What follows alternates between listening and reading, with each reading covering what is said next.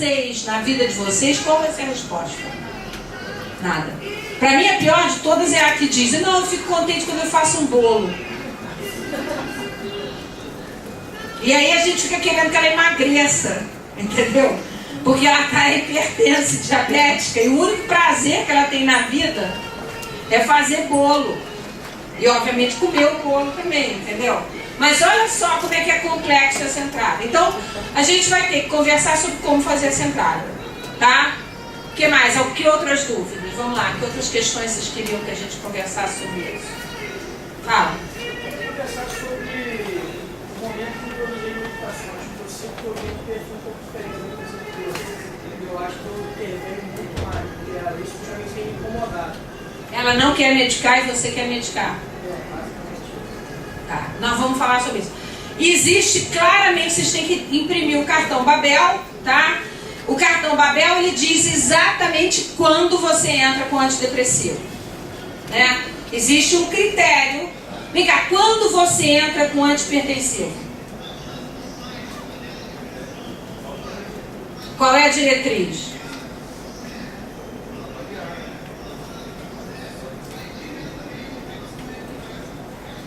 Então, para uma pessoa ser definida como hipertensa, ela tem que se ter 2 ou 3 aferições em momentos diferentes, não é isso? E está com uma pressão acima de 140 por 90. Isso é... Quando é que você considera uma pessoa diabética? Uma glicemia maior que 129 ou 130, 126, ou uma glicemia entre 100 e 126 e a hemoglobina glicosada já acima de... Isso eu já sou psiquiatra, eu já não sei mais, entendeu? 6,5, né? Tá, isso eu acredito nela, porque eu sou psiquiatra. Então, assim, a depressão é a mesma coisa. E a ansiedade também, apenas a gente não tem um padrão ouro, a gente não tem um exame. Mas, e você tem que ter um critério importante, que é tem que ter comprometimento funcional. Então, a sua tristeza, ela não pode ser só uma tristeza. Essa pessoa tem que estar com a vida dela comprometida. Ela não está funcionando tão bem, mas ela também tem que ter um número X de sintomas para ser considerada uma depressão moderada. Essa depressão moderada, com comprometimento funcional, é a indicação de entrada de antidepressivo. É relativamente simples. A gente vai ver agora que eu vou entrar no slide. Você fica contando sintoma. Ah, mas isso é uma coisa muito mecânica. Olha só, a pressão de 14 por 9 é muito mais mecânica. Entendeu? Existem critérios. Da mesma maneira com sintomas ansiosos. Vamos lá, então. Bom, a gente tem um problema aqui que não é o problema que vocês levantaram de cara. Por quê? Porque vocês trouxeram eminentemente os quadros ansiosos. Quem trouxe a fibromialgia fui eu. Porque a fibromialgia, o colo irritável, a cefaleia de tensão, a dor lombar, são quadros que a gente também não sabe como que se instalam. A gente tem algumas interferências, algumas intuições, algumas explicações.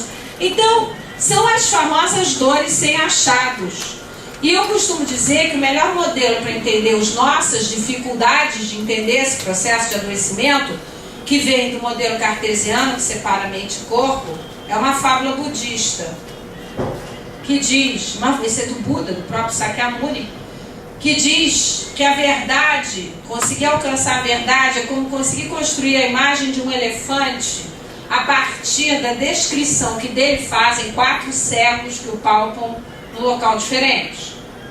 Então, um cego palpa a perna e diz que o elefante é como uma palmeira.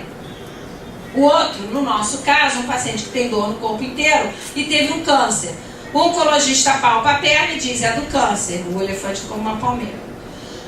O psicólogo, ele palpa a tromba e diz que o elefante é como uma jiboia. Essa dor no corpo todo é uma reação psicológica.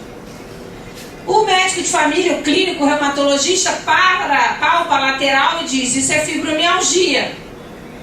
E ele diz, o elefante é como uma parede. E o psiquiatra segura o rabinho e diz, o elefante é como um espanador, um galho de árvore, e diz essa dor é da depressão.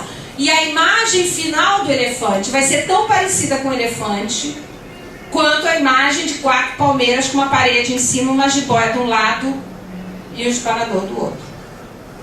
Então esse processo de fragmentação dessa abordagem vai mostrando que a gente vai se afastando da possibilidade de entender esse processo, que é um processo que hoje a gente sabe que está na gênese das síndromes funcionais, onde mais de 70% das pacientes fibromiálgicas têm cólon irritável, onde a cefaleia de tensão é uma das principais queixas da fibromialgia, onde a principal queixa da fibromialgia é cansaço, fadiga, não é dor no corpo todo, que na Europa é diagnosticado como síndrome da fadiga crônica, que não existe no Brasil, mas existe.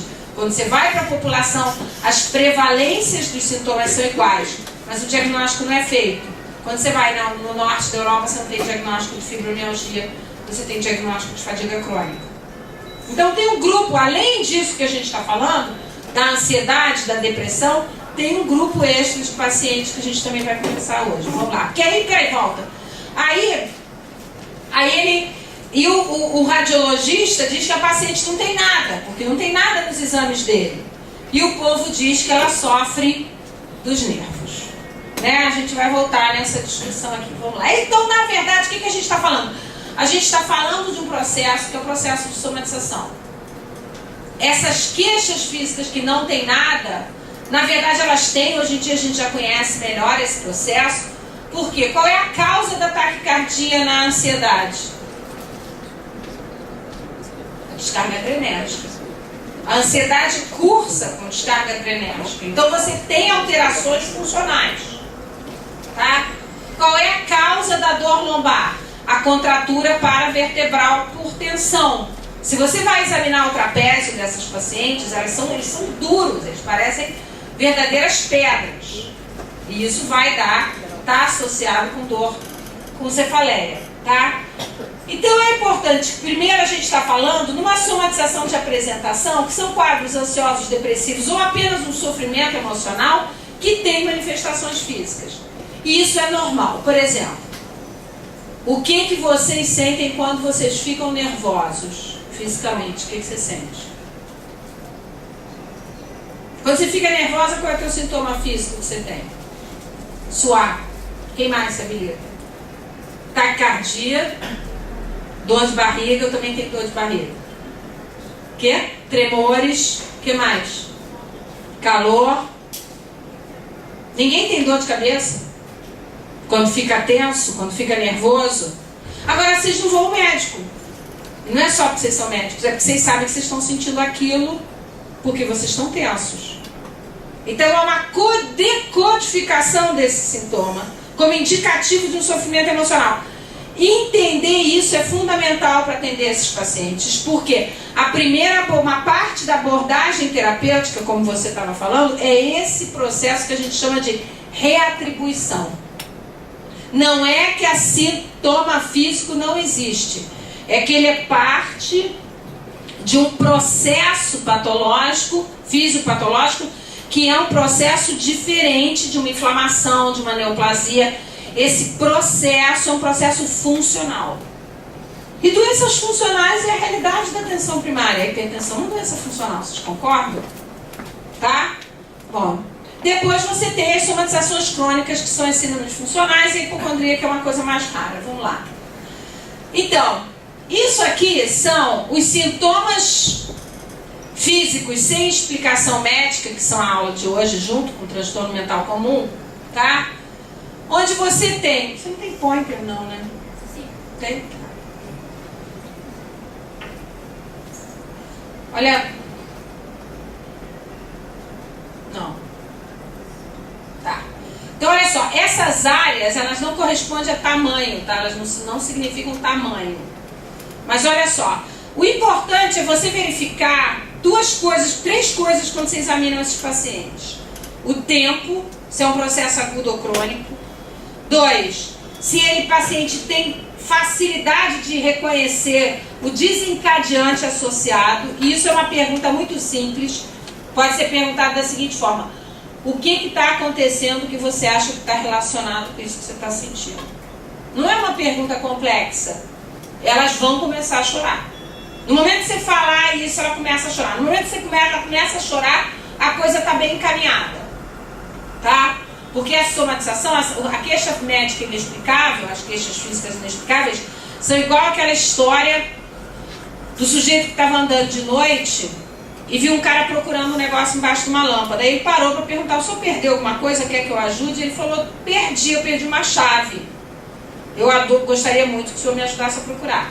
E aí ele pergunta: então me diz como é que é a chave e quando é que foi que o senhor percebeu que perdeu? Ele falou: não, a chave é assim, assado, e eu percebi que eu perdi ali.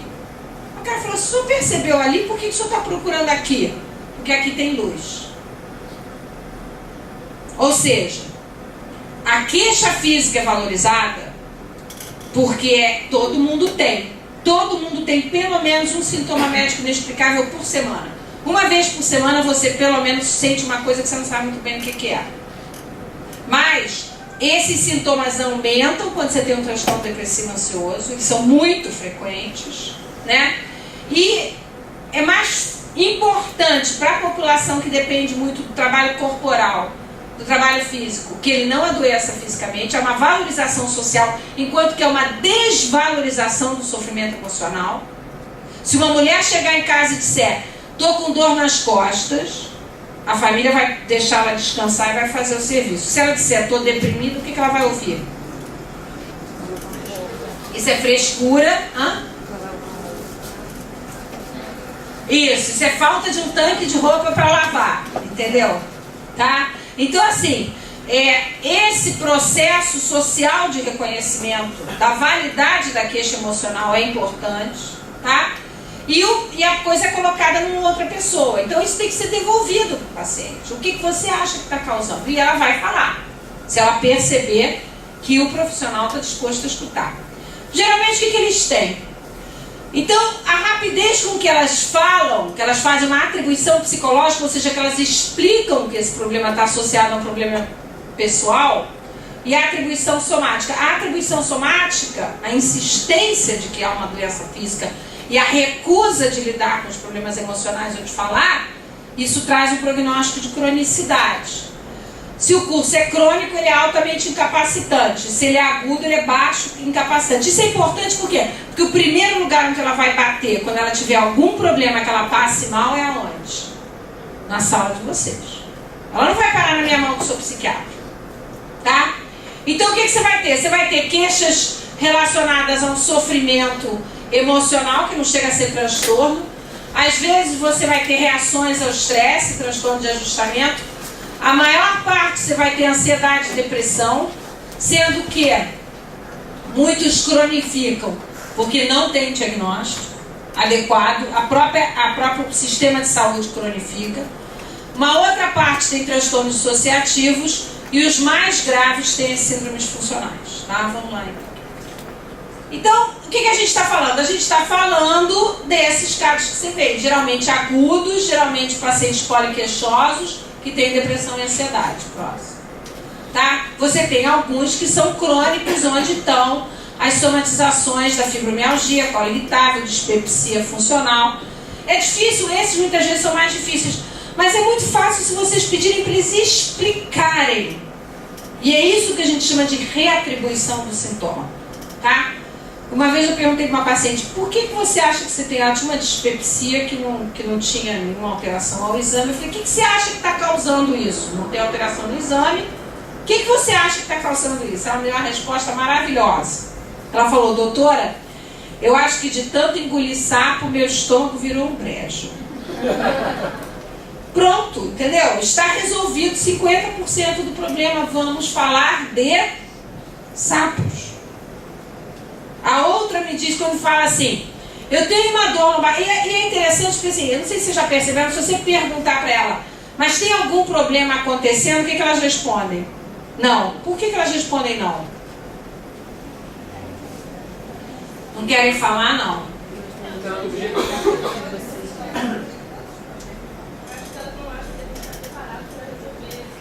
Elas não são burras, elas acham que vocês não estão disponíveis para ouvir. Porque a maior parte dos médicos não está. Elas aprenderam isso com outros médicos.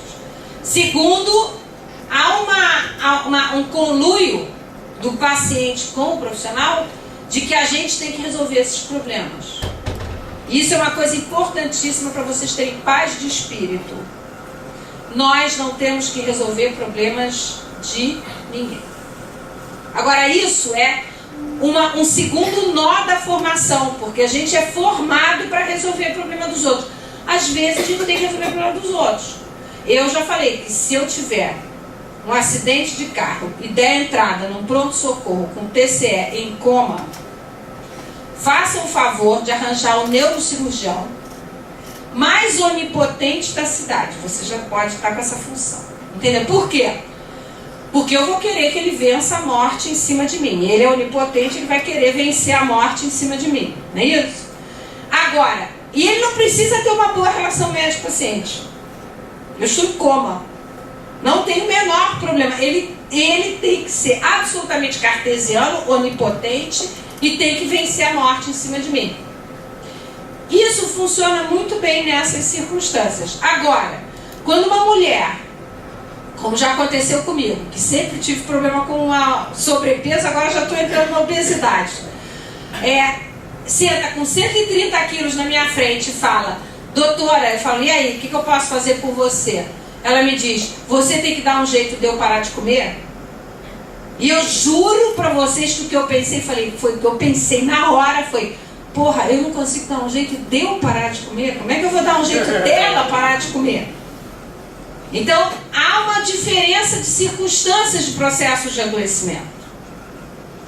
Quando a gente se aproxima da população que vocês atendem, com a quantidade de problemas que vocês atendem, a primeira coisa que é necessária para que vocês, ou seja, nós, sobrevivamos a esse trabalho é que a gente não tem que resolver o problema deles. Existem técnicas para trabalhar com isso, tá? Então, uma vez, quando eu ainda estava lá na preceptoria da residência, ainda tinha o SPA no Pedro Ernesto, um residente me caçou lá em cima no andar, eu estava na enfermaria: Sandra, você tem que descer porque tem uma mulher lá embaixo que apanha do marido, você tem que ir lá dizer para ela que ela tem que abandonar o marido, largar o marido. Aí eu, muitos anos de psiquiatria, eu já sou meio cabreira, falei: peraí, me explica melhor, como é que ele começou a bater nela? Um cara que fica desempregado, 6 meses depois começa a beber, 1 ano depois está batendo na mulher, é uma história, né? Vou chamar o cara e vou cuidar do cara. Ele responde: não, ela apanhou, ela tem... Eu falei: quantos anos eles têm de casado? Ele falou: 14 anos. Aí, quando é que ele começou a bater nela? Quando eles eram noivos. Obviamente a minha primeira pergunta foi: e ela casou? Isso é uma relação, isso é uma coisa muito mais complexa. Você vai entrar de um outro jeito nessa história, que é diferente se ele tivesse ficado desempregado, deprimido, começado a beber e se tornado violento. A coisa mais humana a fazer é: traz o seu marido aqui. Vocês concordam comigo? Quer dizer, quem estava precisando de cuidado era ela, mas era ele também. Tá? Então, ele queria que eu desse uma solução. Não dá para entrar nas desgraças que vocês veem, que a gente vê, porque eu também sou matriciadora. Eu também estou lá nas comunidades, tá? A gente não pode entrar querendo resolver, a gente tem que sair dessa posição, mas a gente também pode ficar lá com eles, tá? Bom, eu vou pular alguns aqui que não é o que me interessa mais. Aí vamos falar das síndromes funcionais. As síndromes funcionais, elas têm um mecanismo, olha só, elas têm um grupo de sintomas nuclear,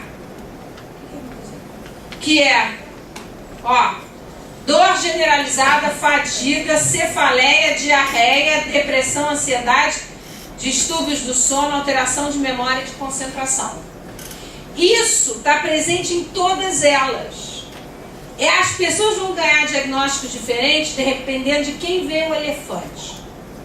Se uma pessoa com isso chega na frente de um neurologista, qual é o diagnóstico que ela vai ter? Olha os sintomas. Cefaleia de tensão. Se ela chegar na frente de um gastro, ela vai sair com o diagnóstico de colo irritável. Se ela chegar na frente de um reumato, ela vai sair com o diagnóstico de fibromialgia. Na frente de um psiquiatra, com diagnóstico de depressão. Isso parece ser um processo específico de adoecimento. Vamos ver se a gente consegue falar sobre isso. Que é uma coisa assim, não tão prática, mas bem interessante. Então, está aqui, ó. 2003, pacientes fibromialgicas. 98% tem fadiga. 95% tem a dor. Hipersensibilidade muscular. 88% tem dor. Agora, 66% tem cefaleia e 53% isso nos Estados Unidos. Tem alteração de ritmo intestinal. Tá? Então, dependendo de quem olha o elefante, sai com um diagnóstico diferente. Por isso é que esse diagnóstico de fibromialgia é uma coisa super difícil de lidar. Porque você pode ter câncer e fibromialgia, você pode ter um monte de coisa, porque na verdade é uma síndrome que hoje está vindo aí na Classificação Internacional das Doenças, a CID-11 de atenção primária. Vocês sabiam que existe uma CID-10 de atenção primária? Pois é, existe um livro publicado, tá? Um livro azul, chamado CID-10, que é muito parecido com a ICPC, que é o que os médicos de família usam. A DSM-5, o nego está discutindo que tem 250 diagnósticos psiquiátricos. Na CID-11 de atenção primária, tem 28 diagnósticos psiquiátricos só.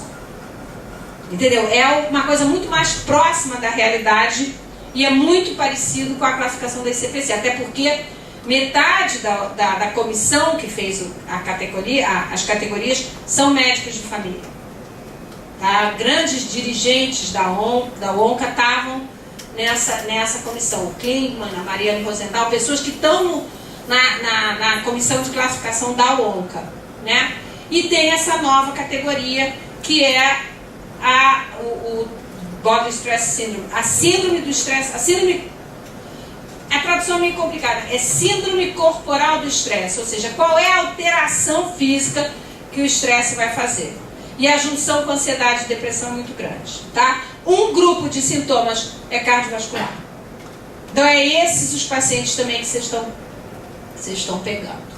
Tá? Então tá aí todas as síndromes funcionais, a fibromialgia, lombalgia, cefaleia de tensão, dor precordial, palpitação, dispepsia, tudo que a gente falou, não foi?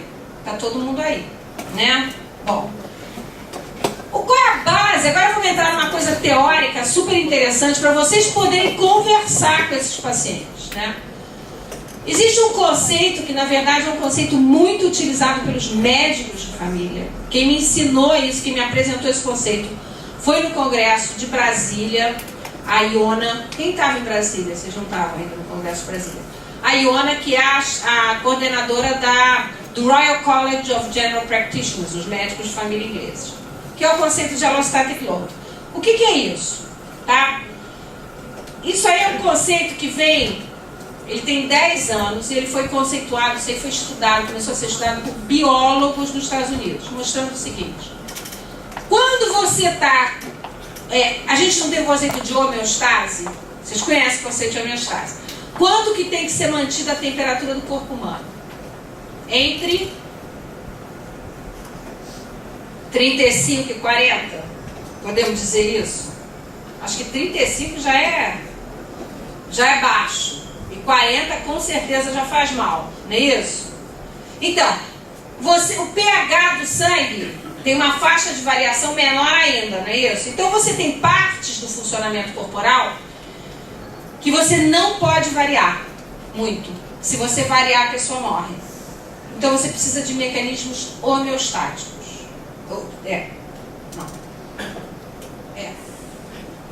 Em que você tem uma estabilidade restrita. Mas você tem outras áreas onde essa estabilidade, esse equilíbrio é dinâmico. Ele tem que ter faixas de variações maiores. Por quê? Porque o estímulo ambiental é muito variado. E aí entra o estresse. Quem aqui conhece as 3 fases do estresse de Selye? Nunca ouviram falar nisso? Tá. As 3 fases do estresse de Selye é o seguinte: quando você entra numa situação de estresse aguda, você faz uma reação adrenérgica.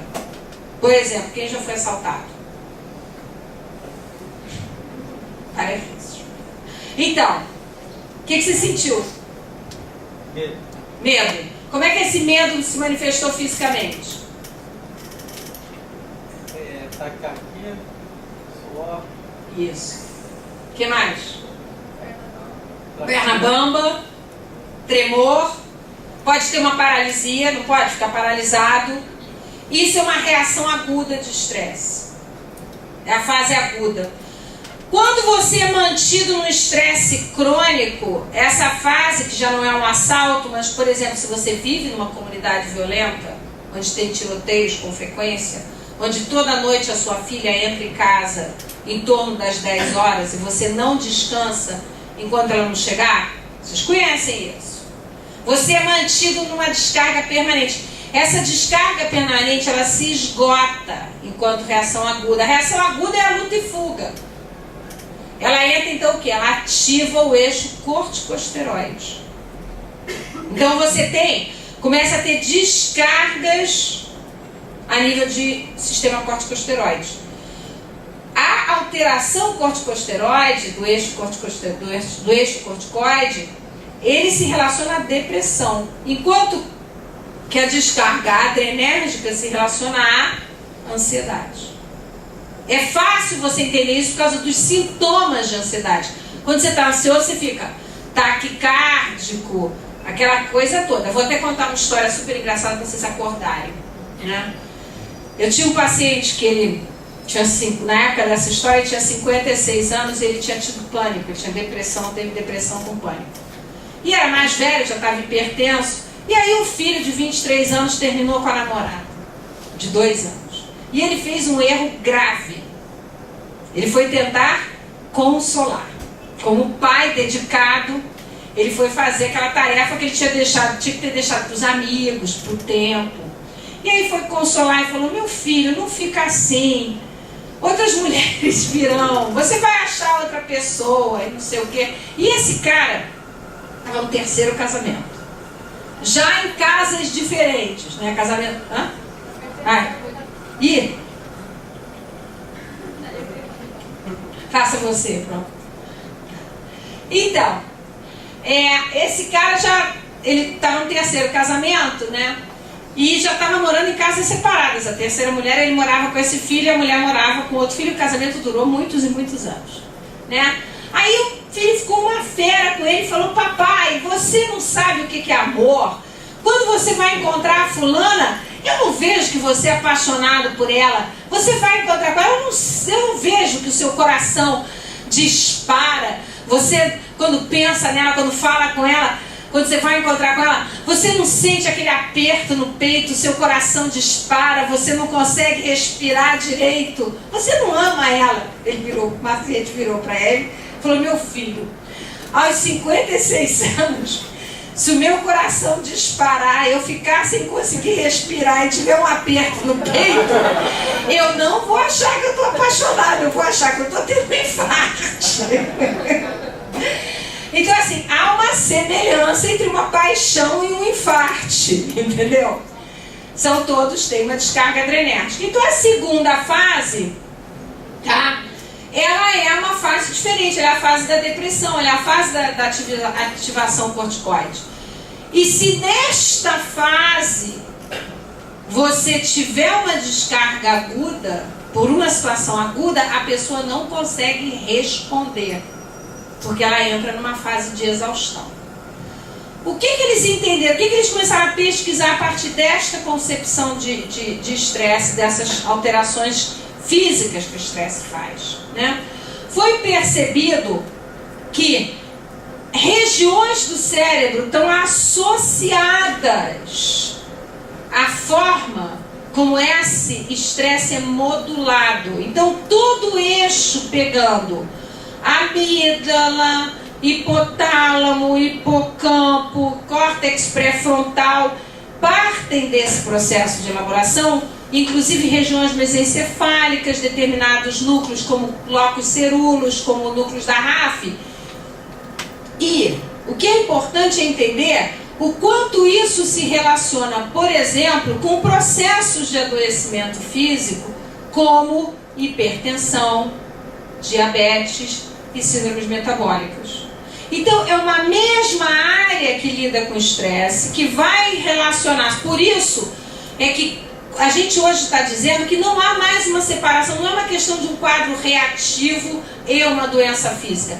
É um processo integrado, e é por isso que eu posso afirmar com tranquilidade de que os pacientes que têm hipertensões e diabetes resistentes merecem ser investigados para depressão. Porque muito provavelmente eles estão com um quadro depressivo ansioso que está dificultando a resposta ao tratamento para a hipertensão e diabetes. E a síndrome metabólica também. Ora, o mais interessante é que a gente descobriu hoje em dia que maus tratos na infância, abuso sexual na infância, situações de desempoderamento, eventos de vidas estressantes alteram a plasticidade desta região e faz com que, por exemplo, mulheres que foram abusadas sexualmente na infância, que constituem entre 50% a 80% das pacientes fibromiálgicas, tenham uma menor capacidade de lidar com a carga de estresse, com o load allostatic, ou seja, a carga alostática, a carga de estresse que desbalanceia esse sistema. Então a gente não está mais falando de coisas separadas, a gente está chegando a uma percepção de que muitos desses pacientes que têm ansiedade, que têm depressão, que são poliqueixosos, essas queixas físicas, elas estão geradas dentro deste processo. E a gente tem que conseguir abordar isso falando desse processo, e o que é pior, vencendo uma separação cartesiana nossa e dos pacientes. Porque eles também são cartesianos, às vezes mais do que a gente. Tipo, não, o doutor diz que não tem nada no meu coração, então ele está dizendo que eu sou mentiroso. Se falar em procurar um psiquiatra é pior ainda, porque ele está dizendo que eu sou maluco. Aí é que corta relações de forma definitiva, tá? Então, esse processo é um processo interessante para vocês terem em mente de que o paciente que não tem nada, na verdade ele realmente tinha nada que a gente soubesse o que era, e que agora a gente já está começando a saber. E o mais... Passa a próxima que eu não sei se vem aí. Então, isso aí a estrutura. Cadê o trequinho? Deixa eu falar aqui. É a estrutura que os médicos de família da Dinamarca usam. Isso é um artigo originalmente escrito na Dinamarca, que está estudando esse processo, em que o estresse ele vai ter 3 grandes eixos. Esse esquema tem um negócio que eu não gosto, porque tem setinhas aqui também, entendeu? Não é 3 coisas. Ou tem o estresse, o sofrimento emocional, ou tem o distúrbio cognitivo, ou tem o sofrimento corporal. Não é assim. Tem tudo junto, misturado ao mesmo tempo. Então, a mulher tem dificuldade de memória, de concentração, que vai ser um sintoma de depressão também. Ela diz, doutora, eu estou esquecendo, nem isso que elas falam, eu estou esquecendo tudo, eu não consigo mais me concentrar, eu não estou conseguindo fazer as coisas direito, né? Tem os sintomas da televisão, né? Você sabe quais são os sintomas da televisão? O primeiro eu não consigo mais prestar atenção na novela. Eu também não me interesso pela novela. Mas o pior de todos, para mim, o melhor diagnóstico de depressão é assim, não sei, tem perguntas clássicas que a gente vai tentar chegar lá, mas eu costumo dizer o seguinte, tá chorando com anúncio de televisão? Entendeu? Porque quando está chorando com anúncio de televisão, vocês podem investigar que tem depressão, entendeu? Tá? Margarina, aquela coisinha, né? Aí aqui, o estresse emocional, você vai ter ansiedade e depressão, e o quadro do estresse físico, onde você tem uma hiperatividade autonômica do eixo hipotálamo hipofisário e uma hiperatividade de alerta que leva, agora que é o melhor de todos, o que se descobriu aqui? Que leva a longo prazo a um mecanismo de hipersensibilização neuronal, que é o que está relacionado à dor crônica. Todo mundo que trabalha com dor crônica conhece esse processo, que é um processo de hipersensibilização inespecífica neuronal, tá? E que vai estar relacionado à dor musculoesquelética, os outros sintomas musculoesqueléticos, os sintomas gastrointestinais e os sintomas cardiopulmonares, que são os grandes grupos de sintomatologia desses quadros. Se eu perguntar para você, Quantos por cento dos pacientes que vocês veem se encaixam nesse esquema? O que vocês vão responder? Todos. Sim, ele foi feito por médicos de família. Tá? Então, assim, agora o que eu acho mais legal dessa história é que, voltando para o nosso elefante, se principalmente nas síndromes funcionais, o que a gente tem é uma hipersensibilidade inespecífica neuronal, quem tinha a melhor explicação da doença? O leigo. Eles estão com os nervos abalados. Então, assim, eu quando descobri isso há 10 anos atrás, que eu fui para um congresso, só tem maluco, né? Eu costumo dizer assim, hoje eu estava lá no Formiga, entrei numa reunião de equipe, eu estava atendendo com a outra equipe. Aí o pessoal falou, não, esse aqui é um psiquiatra, apresentando o gerente novo. Eu falei, olha só, psiquiatra é um sujeito que tem carteirinha oficial para ser maluco. Entendeu? Tem autorização oficial para ser maluco. Então, quando a pessoa diz, você é louco, eu falo, não, eu não sou louco, eu sou psiquiatra. Então, assim, eu fiquei impressionada, por isso que eu, foi 2001 isso, eu me formei em 82, eu tinha quase 20 anos de medicina. Eu saí do congresso onde eu estava começando a aparecer o conceito de Allostatic Loader de 98, 2000, e esse quadro de hipersensibilização. Quando eu comecei a perceber que, na verdade, as pessoas estão com uma alteração, uma hipersensibilização neuronal, eu fiquei pensando em quantas vezes eu disse para os meus pacientes que não tinha nada de errado com os nervos deles. E eles realmente têm os nervos abalados. O melhor de todos, meu paciente favorito, que na época eu já estava na UFRJ, hoje eu estou na UFRJ. Ele disse assim para mim, eu sentou na minha frente e falei, e aí, qual é o problema? Ele falou, o problema, doutor, é que o sistema é nervoso. Falei, concordo plenamente, o sistema é nervoso. Tá? Então, vamos parar de pensar. Isso aqui é a coisa mais acadêmica que a gente vai ver hoje, porque eu estou estudando isso muito e eu adoro conversar sobre isso. Eu acho que é importante vocês saberem, até porque isso é uma construção que vem da medicina de família. Tá? Olha só, isso é uma coisa interessante também, por exemplo, a questão da dor física e emocional. Olha que coisa incrível. A região dorsal do córtex do giro do ciclo anterior é a região do sistema de dor onde está a sensação de sofrimento da dor. Tá?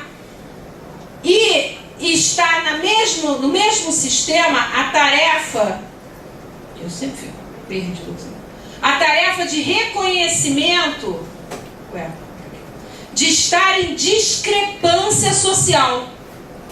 Ou seja, é uma região de alarme para situações de risco. Porque a dor não é uma situação de risco, né? Luta e fuga.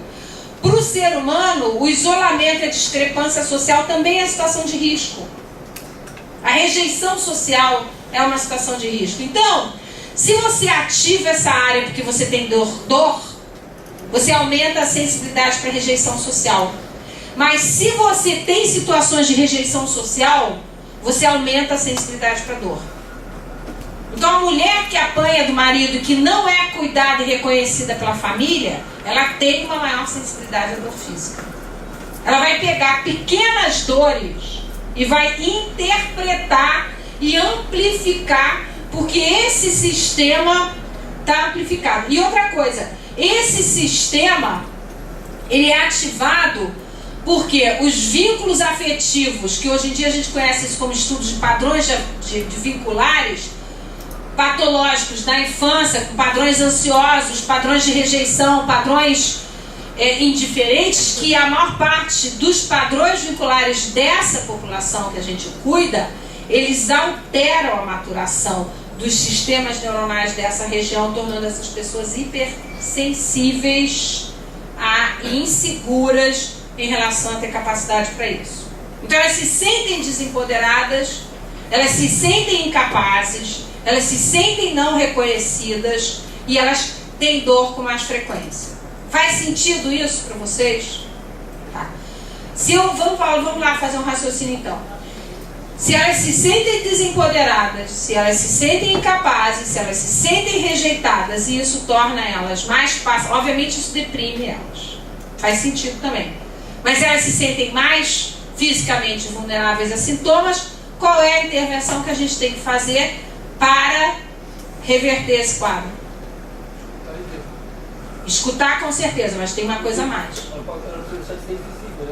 Ela precisa ser reconhecida, ela precisa ser visível, ela precisa ser cuidada, ela precisa ser valorizada. O que a gente tem que aumentar? A autoestima. Então, todas as intervenções que vocês fizerem na estratégia que fortaleçam a autoestima, que aumentem a autonomia, que empoderem essas mulheres, vão facilitar que elas tirem os remédios. Então, voltando lá, faz o benzo, mantém o benzo, examina, se tiver depressão, entra com antidepressivo. Objetivo terapêutico não é tirar remédio, objetivo terapêutico é que as pessoas fiquem bem. Depois que a depressão está tratada, 2 a 4 semanas, não é isso? Pode começar a reduzir o benzo, deixa o benzo em casa. Hoje eu estava contando isso, no Formiga para os meus residentes. A paciente teve pânico, ela tem medo de ter uma crise de pânico. Como é que eu vou fazer? Deixa ela com clonazepam de 0,25. Sabe como é que eu chamo? Eu chamo clonazepam de 0,25 de Todinho. Meu companheiro de aventuras. Ele vai comigo para onde eu for. Por quê? Porque se eu achar que eu vou passar mal, eu boto embaixo da língua, fico quietinha 10 minutos que o passar mal vai embora. O que acontece? Elas não usam. Se elas estão tratadas da depressão, as crises de pânico reduzem, porque a crise de pânico reduz com antidepressivo, muito mais do que com benzo. Mas elas vão, e você vai tirar o benzo deixando o benzo. Faz sentido isso? Você vai tirar o benzo, mas você vai deixar o benzo. E ela não vai mais brigar com você. Ela vai aceitar que você tire. Você vai melhorar a depressão. E as intervenções? A intervenção na relação e as intervenções psicossociais são as intervenções que são feitas na estratégia para empoderamento, aumento de autoestima, reescuta, reconhecimento. Quais são as que vocês têm nas unidades de vocês? Podem contar. A Joana faz terapia comunitária. É uma ótima. O que mais? Terapia comunitária, excelente. O que mais? Hã? Grupo, o que está na Penha? Não sei se não é no alemão que estavam fazendo. Grupo de fuxico, grupos de trabalho manual. Não, grupo de fuxico é ótimo. Além do que elas todas falam mal dos maridos, ficam todas contentes. Tá? Grupos de caminhada, grupo de atividade física, sendo que a vantagem da atividade física é que ainda baixa a ansiedade, porque a atividade física reduz a ansiedade. Né? Então, todos os grupos de empoderamento e resgate de autoestima. Né? Mas muitas vezes vocês vão ter que trabalhar com isso. Quem se sente aqui capaz? Aí aqui, olha, tem um monte dessas explicações, alterações de cortisol, alterações de resposta ao estresse. Isso tudo, aí isso é uma outra coisa importante. Não tem nada porque nós não tínhamos exames adequados. Porque a ressonância, as imagens estão mostrando essas alterações funcionais. Tá? Hoje em dia a gente tem bastante alteração funcional associadas a esses quadros. Qual a característica dessas pacientes? Elas não sabem dizer não. Vocês já notaram isso? Elas não dizem não para ninguém. Elas são submissas, fazem tudo para todo mundo. Nunca ninguém reconhece. Vocês nunca ouviram elas falando isso? Ninguém reconhece o valor. Elas não dizem não para ninguém. Elas cuidam desveladamente das pessoas e esperam que a gente cuide delas como elas cuidam dos outros, resolvendo todos os problemas para todo mundo. Então tem que entender esse mecanismo psicológico também. Elas cuidam assim das pessoas. Quem cuida dela? Os profissionais de saúde. Então a gente fica sendo cobrado de entrar nesse lugar, tá?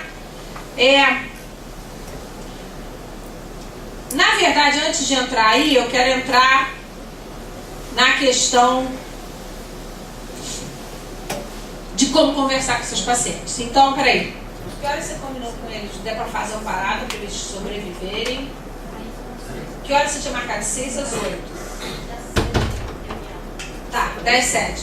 Vocês querem parar 15 minutos? Querem continuar? Pode continuar? Então quem quiser levanta, vai. Não me sinto ofendida, entendeu? Pode tomar café, fazer xixi, se eu quiser ir eu vou também. Não faço questão não, eu vou até beber uma água. Então, assim, uma das questões que eu tenho com o pessoal da saúde mental é que eles dizem que o pessoal da atenção primária tem que aprender a escutar. Porque escuta.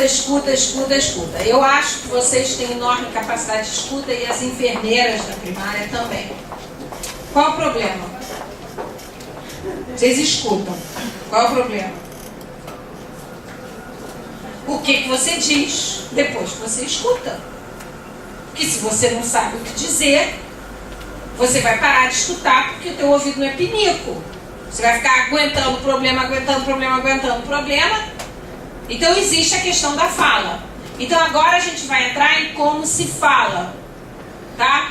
Uma das principais questões com esses pacientes é o que é chamado de reatribuição, que é isso que ele falou. Como você vai construir uma história que junte o problema físico com o problema emocional? Porque você tem que chegar no problema emocional, ou seja, você tem que parar de procurar o problema onde tem luz. A chave perdida não pode ser o sintoma físico. Você tem que chegar no problema emocional. Quando você chega no problema emocional, metade do caminho já está andado. Faz sentido isso? Pelo menos, assim, pelo menos você está no lugar certo. Você está com o problema certo. O problema é quando você está no lugar errado, né? Tá?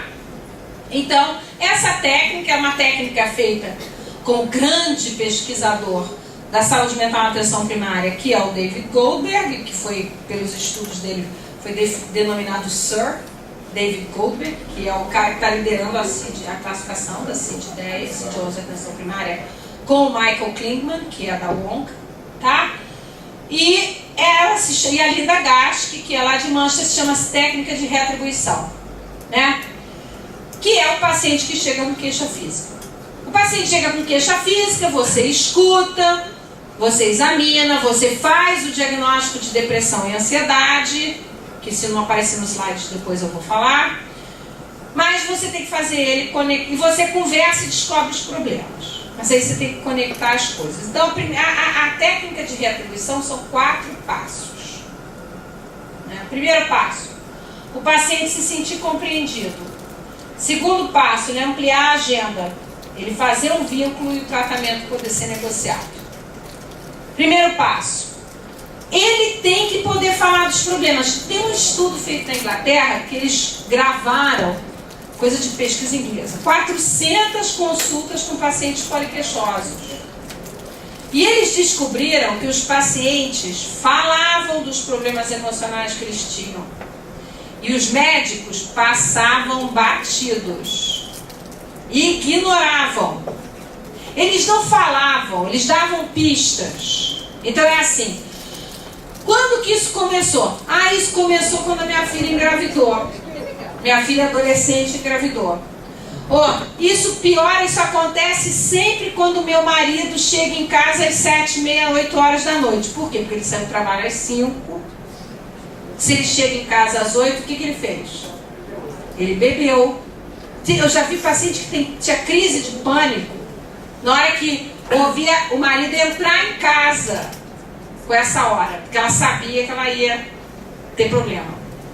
Tá? Então, essas pistas, as pessoas vão soltando, a gente tem que ouvir. A melhor história foi uma história do SPA da UERJ, a melhor história não, uma história horrível por um lado, de uma paciente que tinha uma epigastralgia. Aí a médica de família me chamou e falou: Sandra, eu preciso que você veja esse caso. Essa paciente tem uma epigastralgia, eu nunca não consegui achar nada, a endoscopia foi negativa, o exame de fezes foi negativo, eu não sabia o que fazer, você já ouviu essa história. Eu resolvi dar remédio para verme. Não tinha o que fazer, resolvi fazer alguma coisa. A gente tem que fazer alguma coisa, né? A gente tem que se sentir empoderado. Então eu resolvi dar remédio para verme. Aí, como é a gente dá remédio para verme em adulto, a gente tem que perguntar se tem criança na casa. Não tem isso para dar remédio para verme também, né? Aí ela perguntou: a senhora tem criança em casa? Ela falou: não. A senhora tem filhos pequenos? E ela respondeu: mais ou menos. Aí é que é importante a sensibilidade da escuta. Aquela coisa que soa estranho, mais ou menos. A história era a seguinte: ela tinha 3 filhos, uma moça de 22 anos, casada, um filho de 20 e uma garota de 15. Essa moça de 22 anos era casada com um cara que se envolveu no narcotráfico e ela largou o cara e foi embora para casa dela com 2 crianças pequenas, uma de 5 e um bebê de 1 ano. Um domingo o cara entrou na casa e matou a moça na mesa do almoço. Matou, atirou nela. E essa senhora, com esses outros 2 filhos, ficou com uma criança. Essa senhora, outro detalhe de sorte, ela estava viúva há 1 ano. Ela ficou com a criança de 5 anos e o bebê. E aí a gente foi começar a investigar e ela obviamente estava deprimida. E aí a gente resolveu então que o problema era a depressão. Começamos a tratar, ela voltou 15 dias depois, estava um pouco melhor, mas começou a falar que além de tudo ela estava sobrecarregada com a questão financeira, porque ela tinha só uma pensão de viúva, que antes era suficiente, agora não estava dando por causa das 2 crianças. E aí eu perguntei, mas o seu filho não te ajuda? E ela fingiu que não me ouviu. Aí eu perguntei de novo, mas o seu filho de 20 anos, não te ajuda? Ela fingiu que não me ouviu. Aí a escuta de novo. Falei, vamos lá. O que aconteceu com o seu filho de 20 anos? Adivinhe. Matou o cara e fugiu. Vingou a irmã e teve que fugir, não só para não ser preso, como para não ser morto pelo narcotráfico. E aí ela ficou com uma garota de 15 anos e os 2 bebês, as 2 crianças, e ela tinha que trabalhar. Bom, essa altura a médica de família e eu, a gente não sabia quem ia chorar primeiro, né? Porque fazer o que nessa história? Aí mantivemos o remédio, só tinha 15 dias, marcamos para voltar 15 dias depois, ela não voltou. Voltou 3 semanas, dizendo que tinha faltado, que tinha conseguido uma faxina e que estava se sentindo bem. Aí ela já estava se sentindo melhor, o sintoma tinha desaparecido, o quadro depressivo tinha regredido. A gente resolveu então encaminhar para uma terapia. Né? A senhora não acha que seria legal ir lá no Pedro Ernesto, a gente tem recurso, ir para uma terapia para poder conversar sobre isso tudo que aconteceu e tal. Ela falou, não, doutora, eu gosto muito da senhora, para médica de família, eu quero continuar me tratando com a senhora. Mas eu acho que eu não preciso não, porque na verdade eu estava me sentindo muito sufocada, sem poder resolver o problema. Como é que eu ia criar? Não tinha dinheiro, eu estava sem ânimo, não sei o que. Agora eu já consegui umas faxinas. A menina de 15 anos ajuda com o bebê. A outra criança a gente já colocou na escola. Mas poxa, a senhora perdeu 2 filhos. Ela virou e falou, doutora, eu perdi 2 filhos, mas Deus me mandou outros 2 para colocar no lugar. E aí é que eu e a médica de família ficamos mesmo olhando para a cara dela, porque eu falei, bom, se essa mulher não tem saúde mental, eu não sei quem tem saúde mental. Ela ficou 6 meses tomando antidepressivo, depois foi suspenso e ela continua viva. Então assim, esse processo de escutar é escutar essas coisas estranhas, entendeu? Como assim? Mais ou menos? Como assim ela não responde a isso? Quais são essas pistas que vão aparecendo? Tá? É investigar o que está acontecendo, o que está acontecendo na sua vida e como que ela entende esse processo. Faça o exame físico. Não dá para não fazer o exame físico, tá? Mas esse é o primeiro processo. É o processo de começar a construir como é que essa queixa aparece, quais são os sintomas associados. Mas são exemplos específicos. Não podem ser coisas genéricas. Para poder construir uma história, construir uma narrativa desse processo de adoecimento.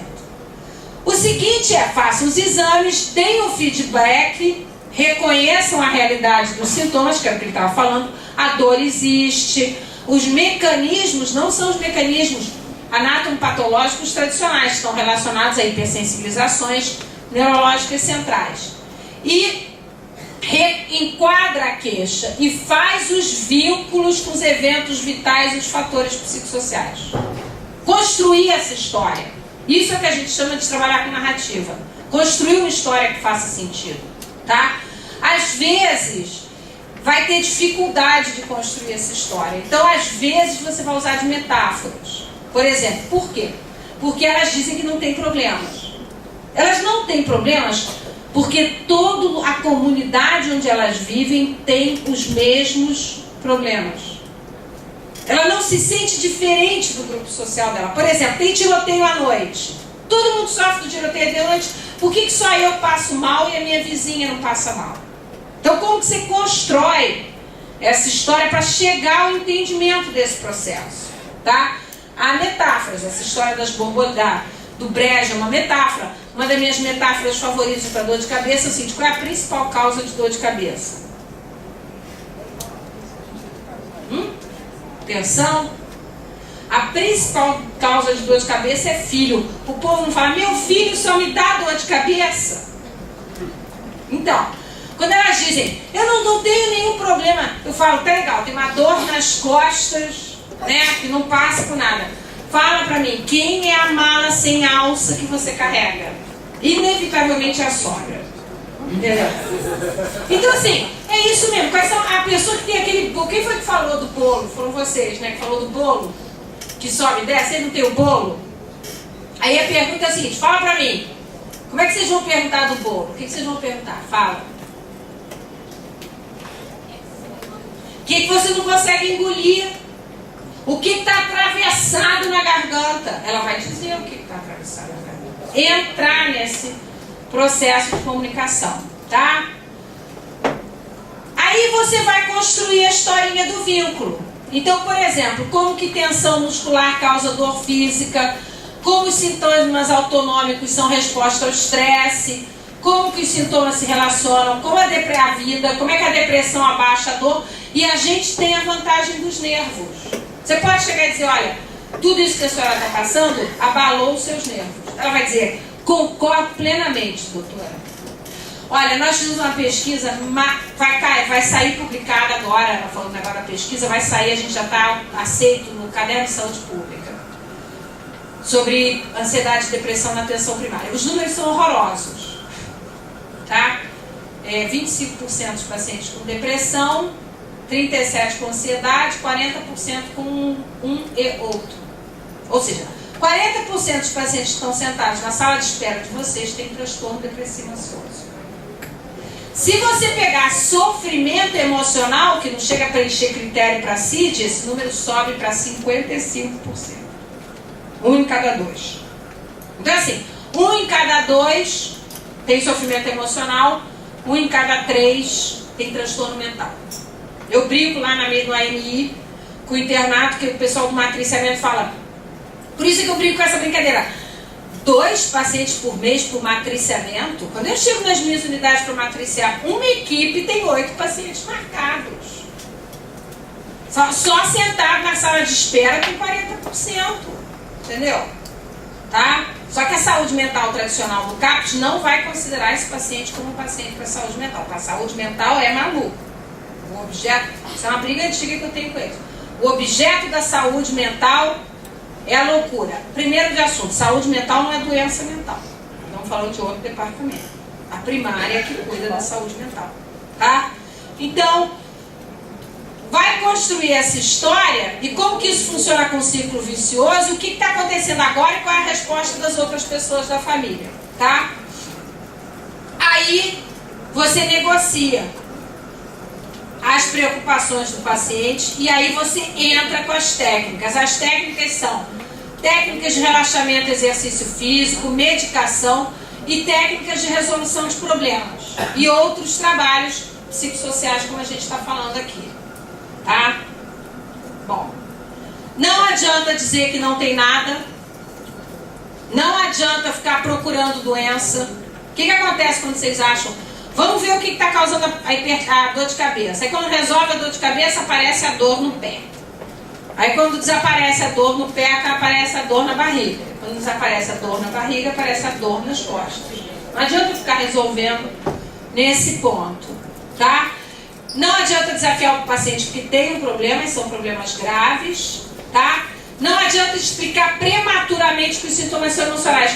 O que ele falou que a gente está construindo, tem que construir um caminho de entendimento desse processo. Porque quando entende que isso tem a ver com o que está passando na vida, elas vão aceitar tomar remédio, elas vão aceitar entrar com antidepressivo e elas vão aceitar ir para os grupos. Elas vão aceitar outras formas de intervenção, tá? ficar atento para as pistas e lembrando que achar uma doença física não afasta um processo desses. As coisas coexistem, tá?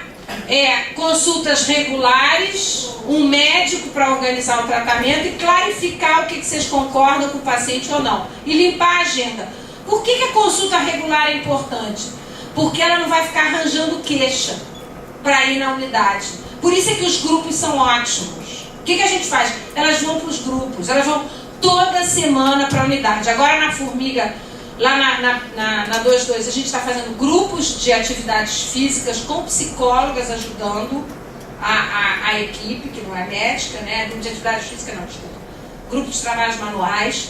A gente tem uma intervenção que foi testada em Petrópolis, com Saúde da Família de Petrópolis, que 55% dos pacientes responderam, 30% ficaram bons, 58% melhoraram ao todo ou ficaram bons, e só 20% não tiveram nenhuma resposta, entendeu? Assim, não me lembro direito desse último número, mas foi importante porque a gente viu o grau de dá para resolver os 2/3 na primária. São 9 sessões.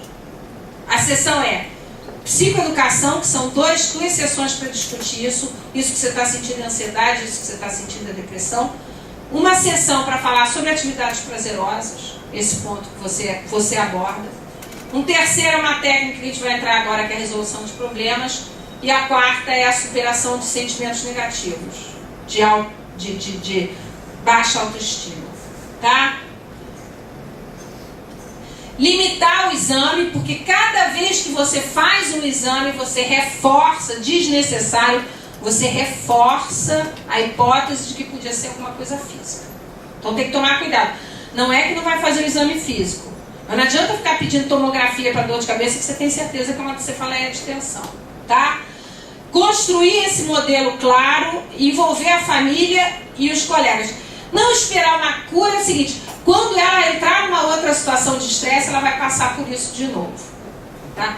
Vamos fazer um intervalo para perguntas. Vamos lá. Deixa eu ver se vai colocar isso aqui. Peraí. Deixa eu só passar aqui para eu achar onde é que está a terapia. Você já está em espanhol. Sei lá.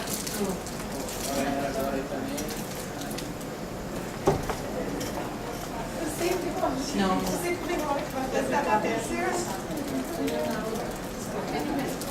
Só te digo que eu estou me achando aqui no... eu achei que eu acho que estou achando que eu mandei o slide errado. Tá aqui. Bom, vamos lá, dúvidas. Ô Luz, bota naquele grandão para eu dizer onde é que eu quero ir. Dúvidas, questões, vamos lá, perguntas. Essas técnicas que você abordou agora, essa técnica o médico de família aprende a utilizar ou precisa de um psicólogo? Pode ser, ela é para o médico de família. Agora, ela é para médico de família. A técnica de reatribuição é para não especialistas. Os especialistas também usam. E a terapia de resolução de problemas que a gente vai ver agora, ela é para médico de família. Tá? O que mais? Vamos para trabalhar. Isso é a forma...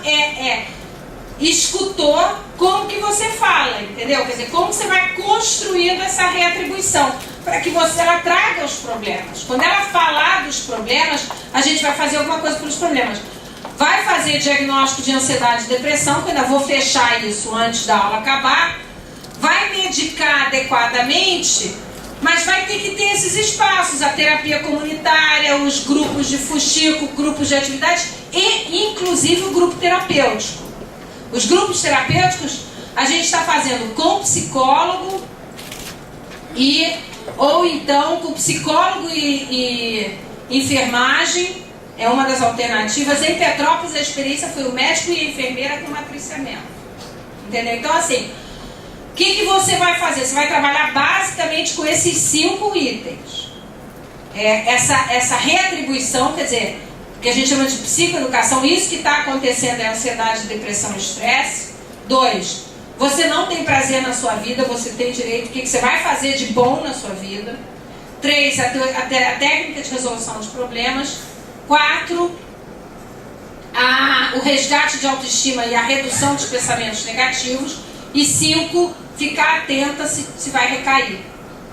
Tá? Então esse é o processo de você fazer esses grupos. Então, por exemplo, lá no alto, a gente está começando com os residentes, tentem fazer isso. Os residentes da UERJ. A técnica são 9 sessões de medicina de família. No Alto da Boa Vista, com a Mariana. Tem um manual, se vocês quiserem, depois eu mando um manualzinho. Ele é todo, tem as sessões todas arrumadinhas e como elaborar. Vocês têm que ler o guia. Tudo isso que eu estou dando da aula está no guia prático de matriciamento e saúde mental e atenção primária. Olha, vamos lá, dúvidas. O que vocês acham que vocês têm dificuldade de fazer isso? O que é mais difícil? O mais difícil para mim é eu marcar o retorno, atento, sempre. Agora minha agenda só tem daqui a 2 meses. Tá ótimo. Nós pegamos essa. Foi ótima a tua pergunta. Nós pegamos essas. Olha só. Esse exemplo que eu vou dar é um exemplo radical, porque assim, eu sou terapeuta de grupo e tenho 30 anos de SUS, quer dizer, eu manejo com uma certa facilidade. Mas essas pacientes poliqueixosas com ansiedade e depressão, que a gente está atendendo na Policlínica Piquet Carneiro, viciadas em benzo, a gente está atendendo de 3 em 3 meses. Um grupo de 3 em 3 meses. Grupo.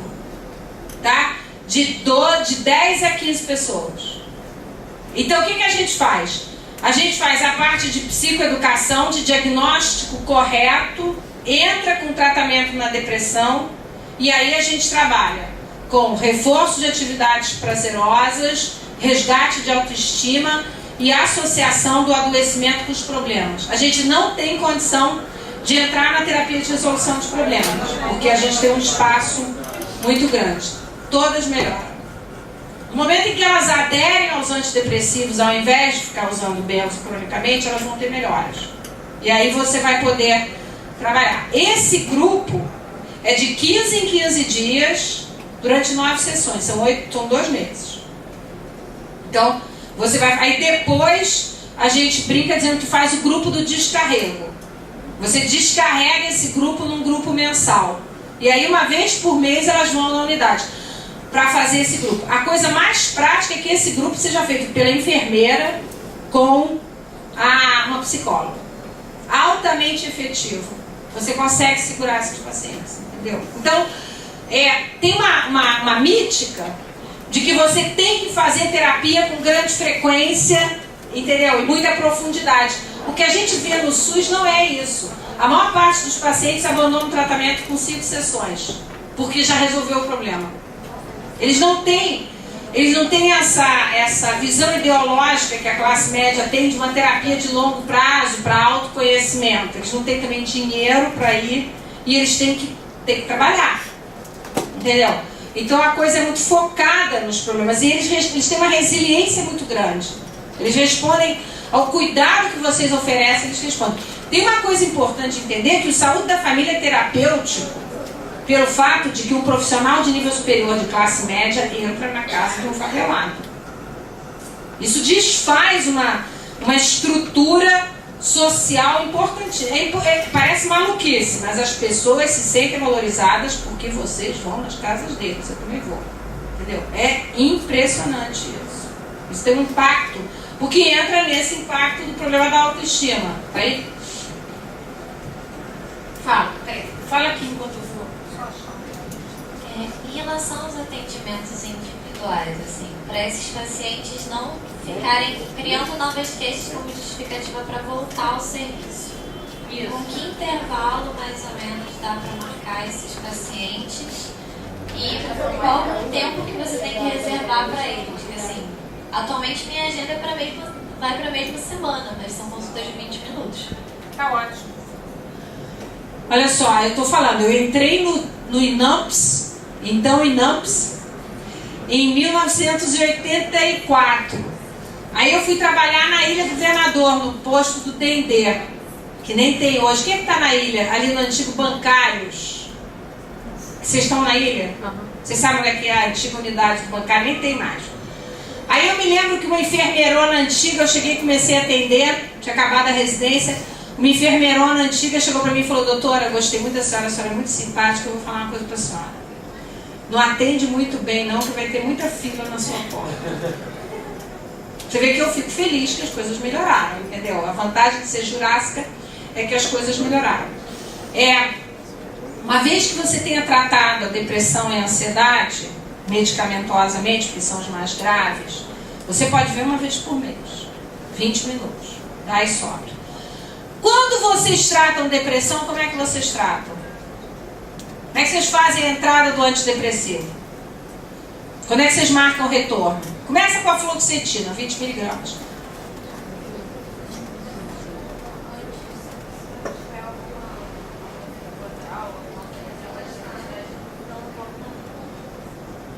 Todo mundo faz isso?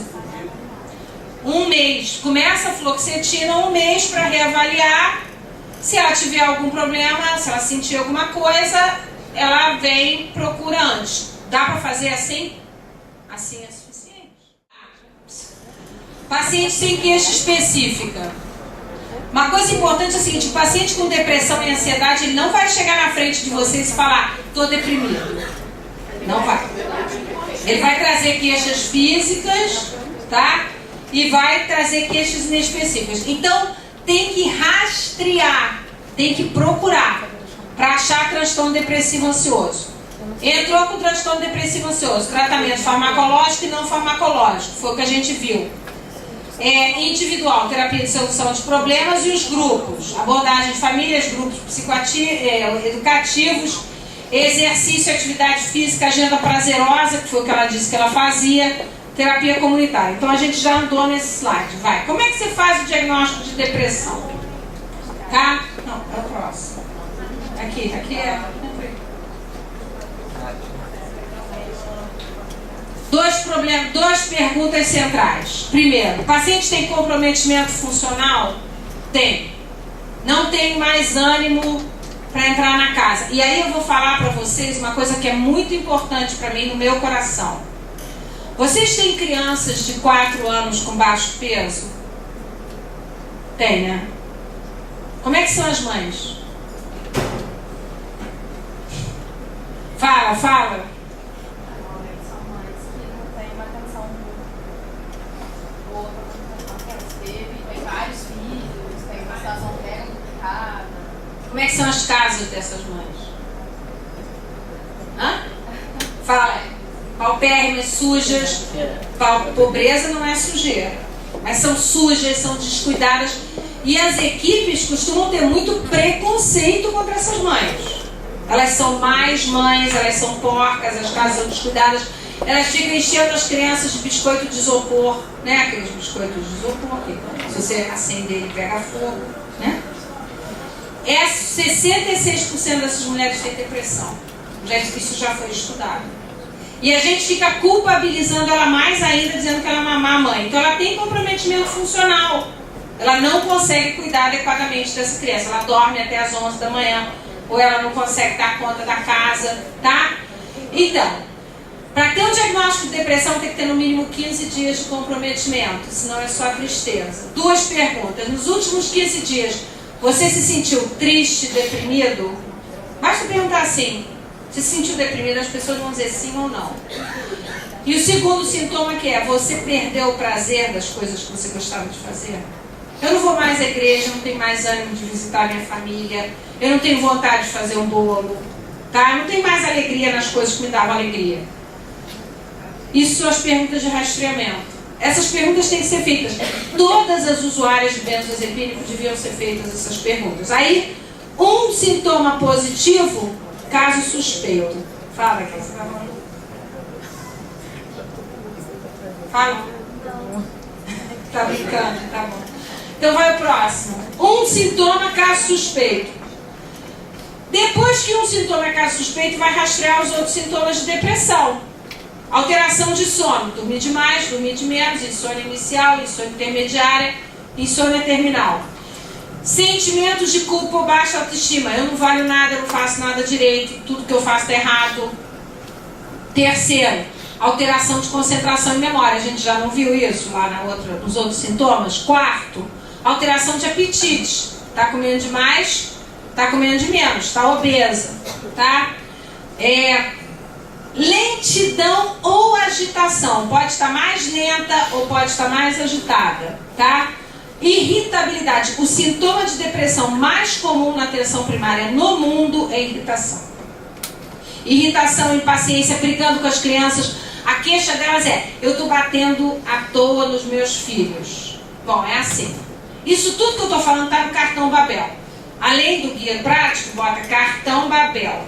Aí vocês vão pegar o cartão Babel e imprime numa folha dos dois lados, guarda no jaleco. É para vocês levarem para a ponta. Um sintoma de rastreamento, porque senão vocês não vão entrar mais. Ou dois. Mais um sintoma aqui, ou seja, um mínimo de 3 sintomas, diagnóstico de depressão leve. Um mínimo de 5 sintomas, mais comprometimento funcional, depressão moderada, indicação de antidepressivo. Vocês veem que é fácil. Eu digo o seguinte: psiquiatria é fácil. Saúde mental é difícil. Psiquiatria é fácil, psiquiatria é fórmula de bolo. Tem 5 sintomas, tem comprometimento funcional, entra com fluoxetina ou com outro antidepressivo, se for o caso. No mínimo, primeiro tratamento 6 meses a 1 ano. A maior parte delas, cuidado que a maior parte delas abandona o tratamento, tá? Depois de 3 meses, quando fica melhor. Tá? Entrou com tratamento, volta daqui a 1 mês. Ah, mas ela tem motivos para estar assim. Ela tem motivos para estar assim. Ela apanha do marido, ela não tem dinheiro, ela não tem rede de apoio, ela não tem vida social. Uma mulher de 120 quilos que está hipertensa, ela tem motivo para estar hipertensa? Ela tem 120 quilos de motivos. Se ela emagrecesse e ficasse com 60, é possível que a hipertensão regredisse? Sim. Vocês vão passar dieta? Vão. Vão recomendar exercício? Vão. Vocês vão deixar de tratar a hipertensão? Não. É a mesma coisa com depressão. Entendeu o raciocínio? Ah, mas ela tem motivo, a gente está medicalizando o sofrimento humano. Não, senhor. A gente está trabalhando numa abordagem integral que reconhece que condições adversas de vida adoecem as pessoas. Entendeu? Então você vai jogar o remédio, porque o remédio é a cordinha que vai tirar a pessoa de dentro do poço. No momento em que ela sai do poço, você vai fazer outra coisa. Aí você vai encaminhar para a terapia comunitária, encaminhar para o grupo de fuxico, fazer a abordagem dos problemas, conversar sobre autoestima, mandar ir para fazer atividade física, procurar ONG, fazer atividades, agendas prazerosas, outras intervenções que serão feitas em qualquer circunstância. O problema é que o número é só 20% que tem sofrimento emocional. São 40%, 35% a 40% que já estão com transtorno. E eles são prioritários. Se não tiver depressão moderada, você vai entrar só com as intervenções psicossociais. Apoio, grupos, atividade física. Deus salve as igrejas. Tá? Não pense que as igrejas estão contra nós. As igrejas são nossos aliados. Porque seria muito pior se elas não tivessem lá as pessoas que dão apoio, que dão força para elas. Tá? Bom, passa então. Acho que é só da depressão. Volta para trás então. Volta para a terapia. Então essa foi a intervenção do Chile. Essa intervenção que a gente adaptou, passa para cá. Foi no Chile, 9 sessões. Na época era uma enfermagem e psicóloga no Chile. Psicoeducação, o que é? Essa coisa da reatribuição, a redução de pensamentos negativos, incentivo à atividade prazerosa, terapia de resolução de problemas, uso de medicação e o controle com o usual care. Isso foi publicado apenas no Lancet. Por que foi publicado no Lancet? Foi um ensaio clínico randomizado. Passa. Resultados, tá? 240 mulheres com Hamilton e outros indicadores, né? 90% das randomizadas completaram o follow-up, vai. A diferença, olha lá, a diferença do intervalo de confiança, tá? Em 6 meses de follow-up, 70%. No Chile foi mais radical que no Brasil, porque eles trabalhavam com pacientes mais graves. Nós tínhamos muito ansiosos, eles só tinham deprimidas. Quando eles vieram para cá para orientar o trabalho da gente, no fim de semana que elas chegaram, a Graciela, eu levei ela para Lapa. A gente ia para Petrópolis na segunda-feira, né? Para fazer o que foi feito lá em Petrópolis. Aí levei ela para Lapa. A gente saiu do Carioca da Gema, 1h30 da manhã, estava dirigindo, naquela época não tinha lei seca. Aí ela estava no banco de trás, ela bateu no meu ombro e falou assim: Sandra, eu quero falar uma coisa com você. Eu falei: o que foi, Graciela? Você tem certeza que nós vamos ter deprimidos suficientes nesse país para fazer os grupos? Eu falei: não, nós teremos muitos ansiosos. E realmente a resposta foi menor, porque tinha muito mais ansiedade. Mas olha só, 70% de diferença entre o usual care e o 70 para 30, tá vendo? É muito diferente, tem boa resposta, tá? Aí estão todos os scores ajustados, etc. O que mais? Acho que tá. Vamos parar nessa. Dúvidas? Mais dúvidas? O que mais? Entenderam o negócio da depressão? No cartão Babel tem a mesma coisa para a ansiedade. Só que a ansiedade são 6 meses. Por quê? Porque as perguntas de rastreamento da ansiedade são: você sentiu que você anda muito nervoso, irritado, impaciente, ansioso? Você sentiu que você está com muitas preocupações? Você sentiu que você não consegue tirar essas preocupações da cabeça? Se eu perguntar aqui dentro, nos últimos 15 dias, quantos por cento de vocês andaram ansiosos, tensos e preocupados? Né? Quantos andaram com preocupações todos os dias? Quem não consegue tirar a preocupação da cabeça? Entendeu? A gente vai dar 100%. Esse é um dos problemas da classificação nova. A classificação nova tem um limítrofe para ansiedade muito baixo. Então, normalmente é colocado 6 meses. E aí vem os outros sintomas. Os sintomas físicos, falta de ar, taquicardia, irritabilidade, heteroagressividade, etc. Eu não estou me batendo muito nisso, vocês vão abrir o cartão Babel e está lá e vocês vão seguir isso. Tá? E é em cima disso que vocês vão começar a trabalhar. Fala.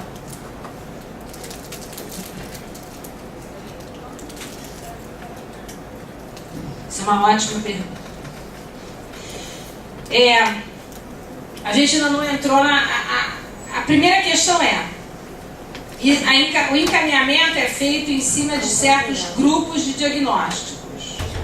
Eu, pessoalmente, acho que você nunca encaminha paciente da primária sem fazer matriciamento, se você tiver psiquiatra.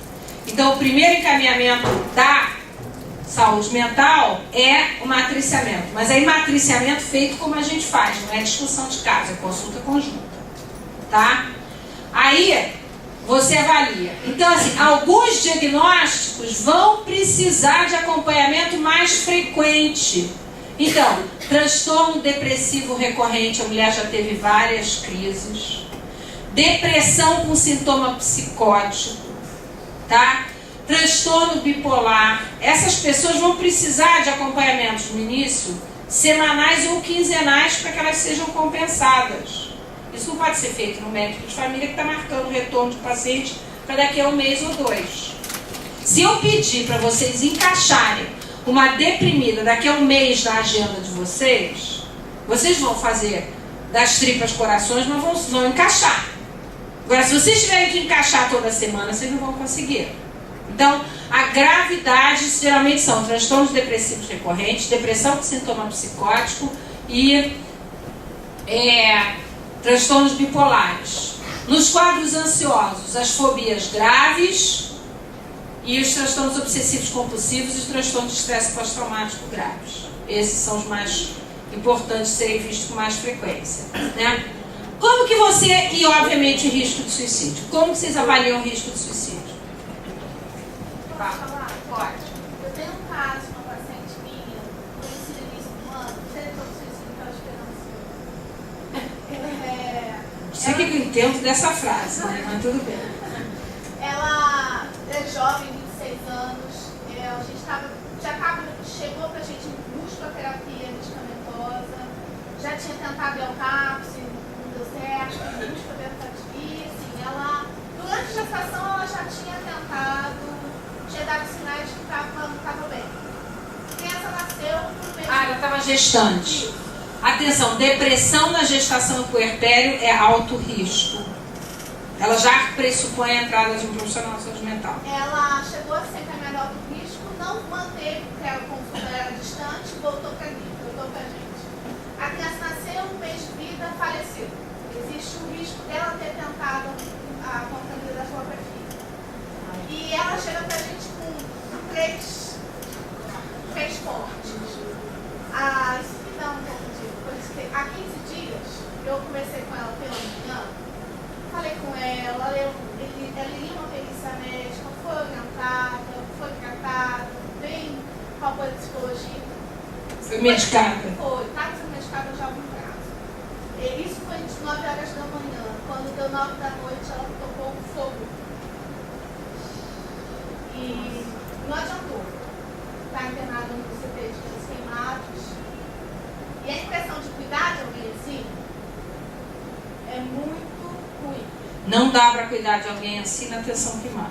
Há um mês atrás, a Mariana, que é lá do Alto, me ligou dizendo: Sandra, eu estou com uma paciente aqui na minha frente, porque assim, matriciador, para funcionar, tem que dar o telefone.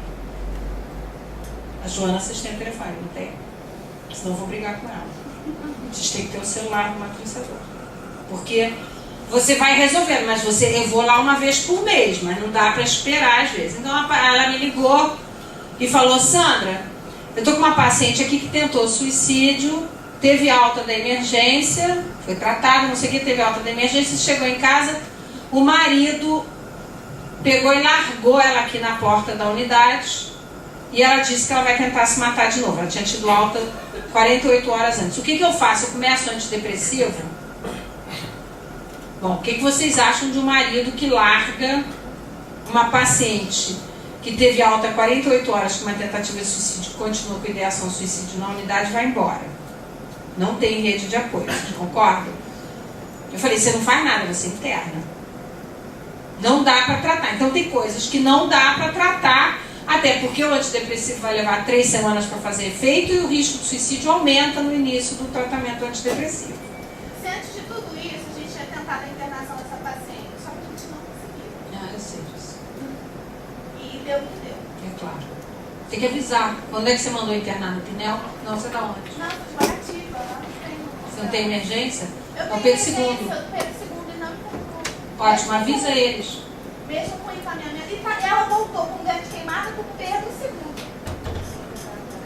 Mesmo tendo avisado, foi 15 dias, uma semana antes da quinta-feira, a gente encaminhou ela para a intervenção psiquiátrica, para a internação. Ela foi por mês próprio, ela queria. Não deram a vaga. Não deram uma vaga. Voltou para mim. Uma semana depois ela tentou 4 vezes suicídio. Isso aí eu tô com uma situação lá na policlínica que a gente mandou uma paciente 3 vezes pro Rodolfo Rocco, entendeu? Eles não internaram, ela esfaqueou a filha. Enfiou a faca graças a Deus a garota mais fortona, né? A garota botou a mão e ela só enfiou a faca na mão. Porque na verdade tem que internar. Essa coisa de não internar, isso tem limite. 70% dos suicidas veem um médico não psiquiatra nos meses anteriores. Então assim, isso aí no teu caso, você fez tudo certo. Quem errou foi o sistema, ela tinha que tratar de internado. Como que vocês avaliam o suicídio?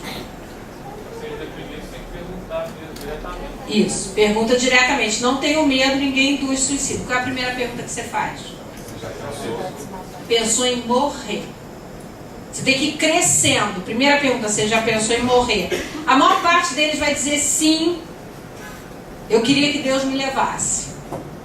Aí é por causa do clima da depressão, ficar deprimida é muito ruim. Segunda pergunta, no cartão Babel tem todos os números disso. Segunda pergunta, você já pensou em se matar? Terceira pergunta, você já planejou como você vai se matar? Quarta pergunta, você já fez alguma coisa nesse plano? Se tiver nessa quarta, você tem que internar. E se tiver tentativa anterior de suicídio, a tentativa anterior são 6 pontos. Com 10 pontos você tem indicação de internar. A tentativa anterior são 6 pontos. E o plano são acho que 6 pontos. O plano não. É o que a gente chama de planejamento. A ação suicida significa Tem uma história que me contaram quando eu dei um curso para saúde da família lá em Maceió, que a mulher falou o seguinte, a médica, que a paciente chegou, bateu chumbinho numa vitamina, morava na frente da unidade. Aí falou assim, fulana, eu vou dar uma chance para mim. Olha o que a paciente falou, vou dar uma chance para mim. Atravessou a rua, entrou na unidade, virou para a pessoa que estava no balcão e falou, eu preciso falar com a doutora urgente. A pessoa, não sei quem era que estava, mas percebeu, sentou na frente da médica e contou essa história. Foi essa a chance que ela deu para ela. Quase matou a médica, né? Você imagina o médico de família com uma situação dessa. Deixei uma vitamina com chumbinho em casa. Mas ela deu uma chance, entendeu? Ela fez, ela apostou no vínculo, ela apostou na pessoa que ela tinha para cuidar. Aí, tem que internar. Ah, mas não está completamente com risco de internar. Vai entrar com antidepressivo. Lembrar que vai aumentar o risco nas primeiras 3 semanas. Tem que ter vigilância. Então, você só pode deixar em casa se você tiver a família ciente e fazendo vigilância.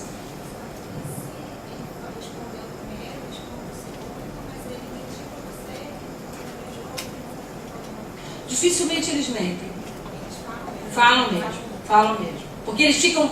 Olha só, o problema do deprimido, a facilidade de tratar o deprimido é que, de uma forma geral, eles ficam tão aliviados que o profissional de saúde está disponível para ouvir que eles falam. Entendeu? É tão raro no sistema tradicional isso, que eles falam que está disponível para ouvir. Tá? Tem que tratar.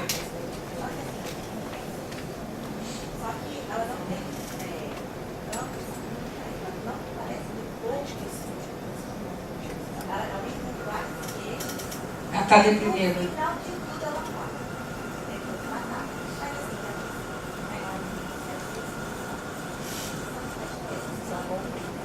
Ela está indo lá, ela é uma poliqueixosa, ela é uma deprimida. Você pode tratar a depressão que ela vai melhorar. Não, mas ela vai... isso é uma coisa importante, olha só. Antidepressivo pode matar. Então, nessas pacientes, não a fluoxetina, mas o tricíclico, sim. Você tem que dar doses controladas de medicação. Ela vai investigar o que ela pensa com se matar. A maior parte das vezes elas dizem, eu penso em me jogar na frente de um carro. Isso é uma coisa bastante frequente. Isso é uma ideação suicida, isso não é um plano. Outra coisa é comprar chumbinho e ter chumbinho em casa. Uma vez eu perguntei para um paciente classe média no consultório, você pensa em se matar? Ele falou, não, o problema, doutora, é que eu tenho 2 filhos pequenos e eu estou ainda procurando um jeito de que o seguro de vida que eu fiz para eles seja pago caso eu consiga fazer um suicídio. Isso é um plano organizado. Ele só não estava, porque ainda não tinha conseguido um jeito, o seguro de vida não cobre suicídio. Tá? Então, na classe média, você não poderia deixar os filhos desassistidos. E ele não queria se matar de um jeito que ele pudesse causar mal a outra pessoa. Por exemplo, um acidente de automóvel, uma coisa assim. Então, ele estava lá. Mas ele tem uma pessoa de nível superior, qualificada e com dinheiro, entendeu? Mas assim... Mas a ideação suicida era ativa, era uma coisa organizada. Como essa mulher que comprou chumbinho. Então, essa paciente, você pega o cartão, você tem que rastrear a depressão. Você vai achar a depressão. O paciente que fica entrando toda semana na unidade com múltiplas queixas, ele está pedindo ajuda porque ele está deprimido.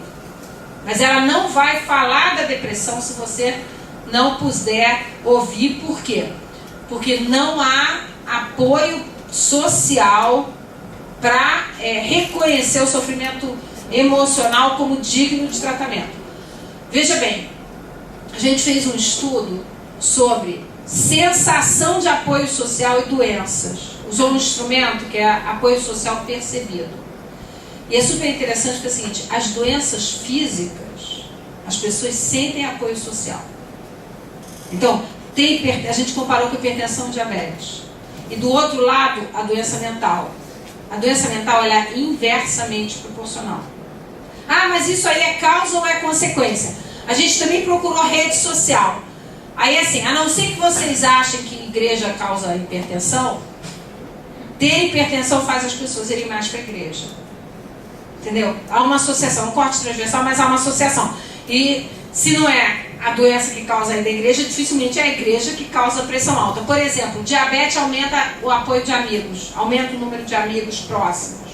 Então, as pessoas reagem positivamente à doença física, mas elas reagem negativamente à doença emocional. E é por isso que as pessoas apresentam queixas físicas. Nós estamos falando aqui o tempo todo de ansiedade, depressão e as síndromes funcionais, porque eu queria apresentar isso para vocês do allostatic load, entendeu? Que é um conceito que eu acho que é super interessante de vocês entenderem que essa coisa do modelo cartesiano foi abandonado. Pode, quem quiser estudar mais profundamente, tem um artigo publicado na revista do IESC, do Instituto de Saúde Coletiva, de 2007, sobre allostatic load, sobrecarga allostática, que vale a pena ler. Está muito bem explicado todos esses mecanismos fisiopatológicos em português. Se vocês puserem allostatic load, vai sair muita literatura inglesa, mas em português tem esse artigo de 2007. Então, mas nisso que você está falando assim, as pessoas vão apresentar o ticket da queixa física. Essa é o ticket de entrada na consulta. Tá? O que mais? Eu não trouxe a terapia de resolução de problemas, eu vou dar em outra aula. Eu vou fazer o seguinte, vê o que vocês acham. Eu vou dar porque assim, quem está organizando essa parte, quem está ajudando a organizar sou eu. A gente está montando algumas coisas. Uma das coisas que eu queria perguntar para vocês é o que vocês querem de aula de saúde mental. Tudo não. Tudo você vira psiquiatra. Não faça isso com você. Você é uma pessoa tão legal. Vai até fevereiro, né? Então tem outubro, novembro, dezembro, janeiro, fevereiro. O que é importante para vocês ter aula? O caso que alguns outros tomaram de psicose. Tá. Então teve um caso, um garoto de 5 anos que teve filho diagnóstico lá na casa dele. Difícil a manejo, e eu gostaria de ter um pouco mais de suporte aqui. Então uma aula, você anota. Uma aula de psicose, o que mais?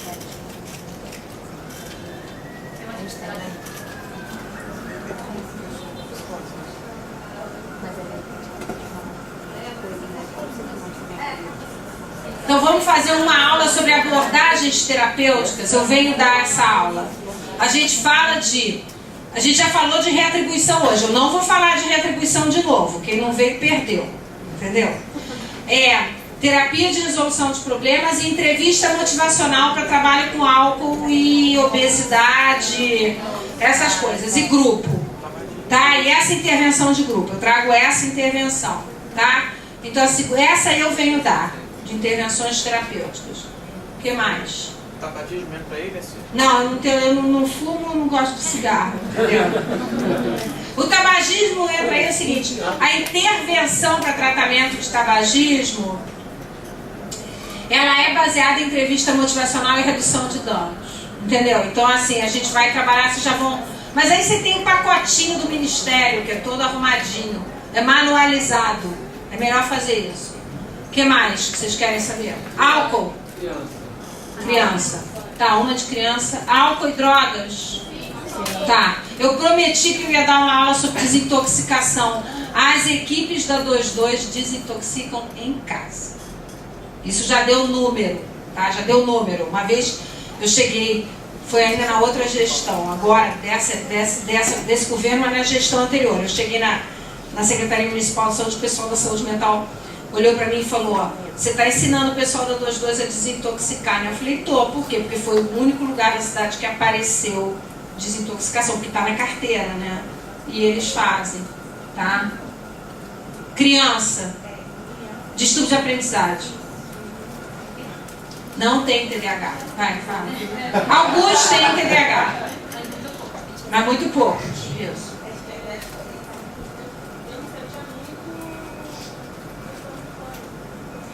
Você chegou atrasada na aula. Porque o transtorno de pânico é o quadro de ansiedade generalizada. As pessoas descreveram a clínica, dor no peito, etc, etc. Você vai pegar e vai ter que estudar no guia a parte de quadros ansiosos e depressivos. Que foi o que a gente viu hoje. A gente viu em cima de diagnóstico sindrômico. Que foi?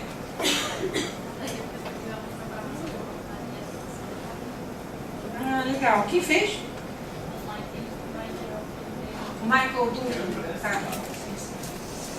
Ah, isso é uma coisa importante. O capítulo de hoje, a aula de hoje e a aula das abordagens terapêuticas, vocês podem buscar no capítulo do Duncan. Fomos nós que escrevemos, foi a Babel que escreveu.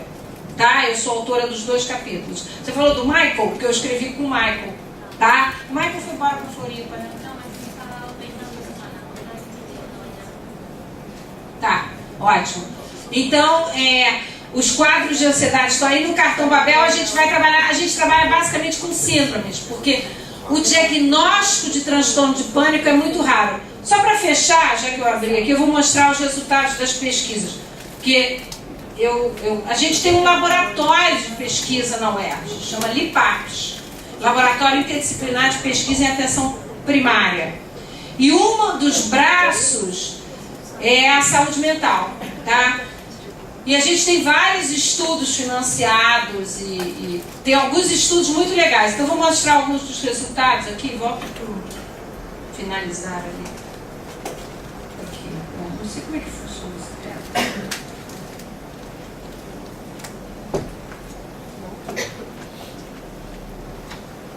Aqui. Esse aqui foi o primeiro estudo. Está publicado em 2008. Esse que vai ser publicado agora, do Caderno de Saúde Pública, foi feito no Rio, São Paulo, com o Daniel Almeida, não sei quem vocês conhecem de São Paulo, Daniel Almeida Gonçalves, em Porto Alegre e em Fortaleza, só em unidades da estratégia. Tá? Esse foi de Petrópolis, vocês veem, mulheres, baixa escolaridade, baixa renda. Tá? A gente pegou todos os tipos de consulta. Pronto atendimento, primeira vez agendadas, grupos. Vai, pode passar. Tá? Prevalência de transtorno mental, sofrimento psíquico, que usou um instrumento em inglês, que é o General Health Questionnaire, com ponto de corte 3, 56%. A gente fez isso em Petrópolis em 2004, foi publicado em 2008. A gente acabou de repetir 2009, 2010, em 4 cidades, os números são iguais. Tá? De transtorno mental grave, comum grave, que é o que tem diagnóstico, né? 33%. Olha o que tem. Isso sentado, população sentada na sala de espera. Tá? Transtorno depressivo, transtorno ansioso, queixas físicas. Ó. 25% não preenchem critérios para diagnóstico de transtorno mental, são só sofrimento emocional. Isso aí é quem era positivo no rastreamento, tá? Para sofrimento emocional, realmente 25% não tem diagnóstico. É isso que vocês estão falando. É tristeza, é luta, é angústia, é problema.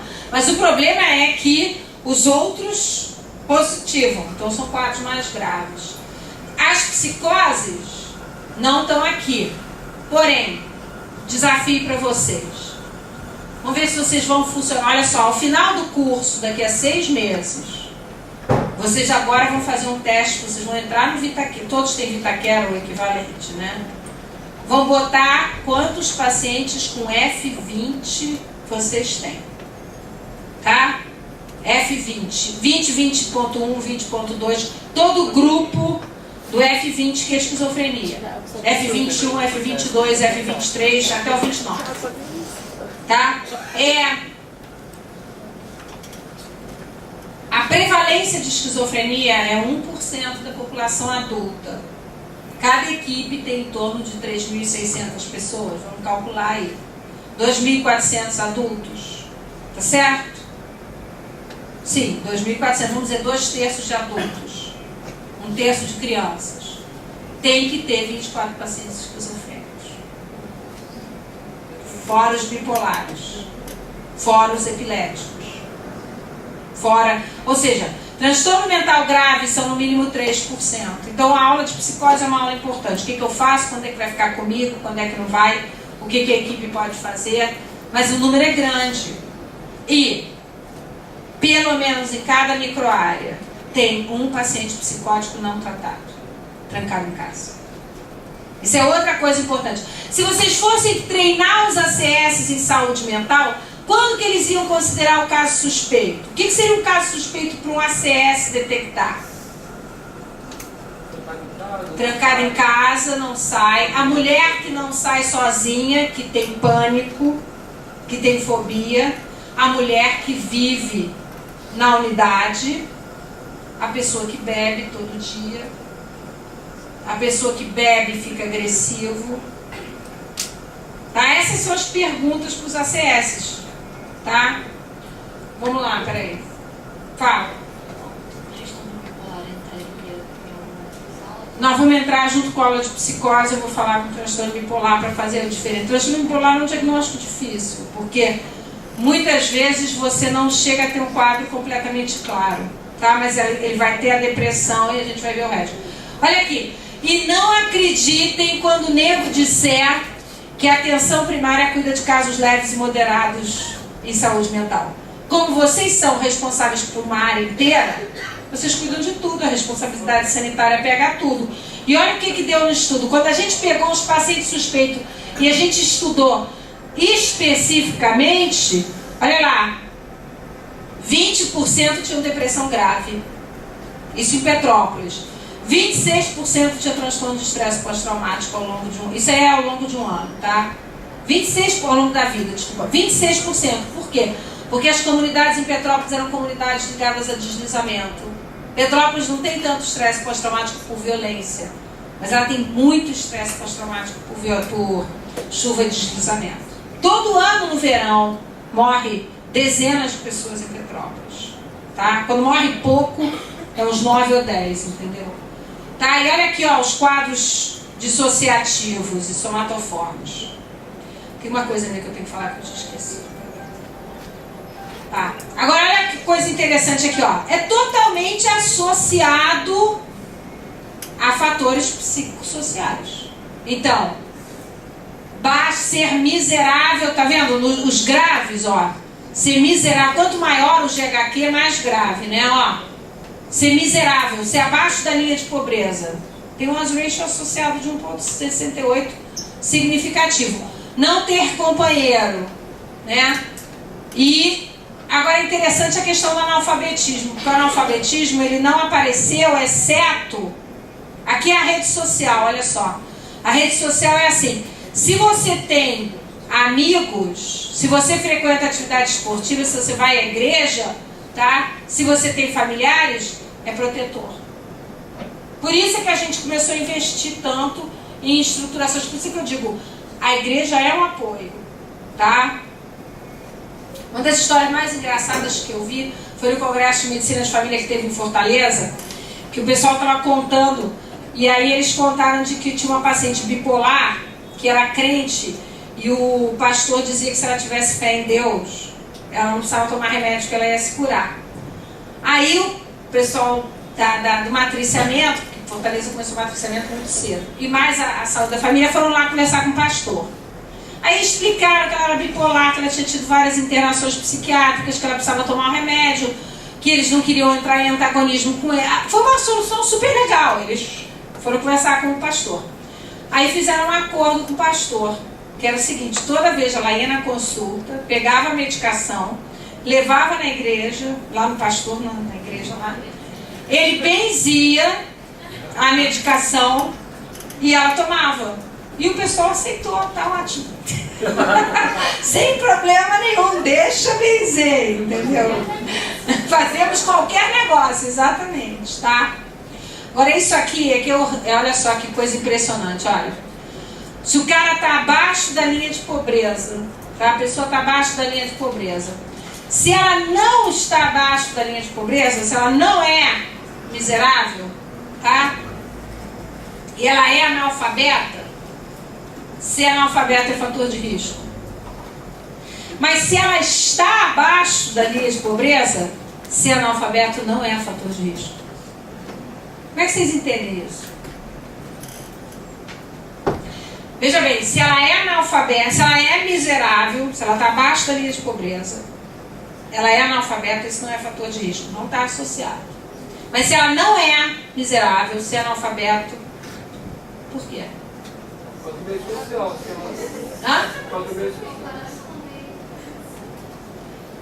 Não é só por isso, como é que é? A comparação com os outros.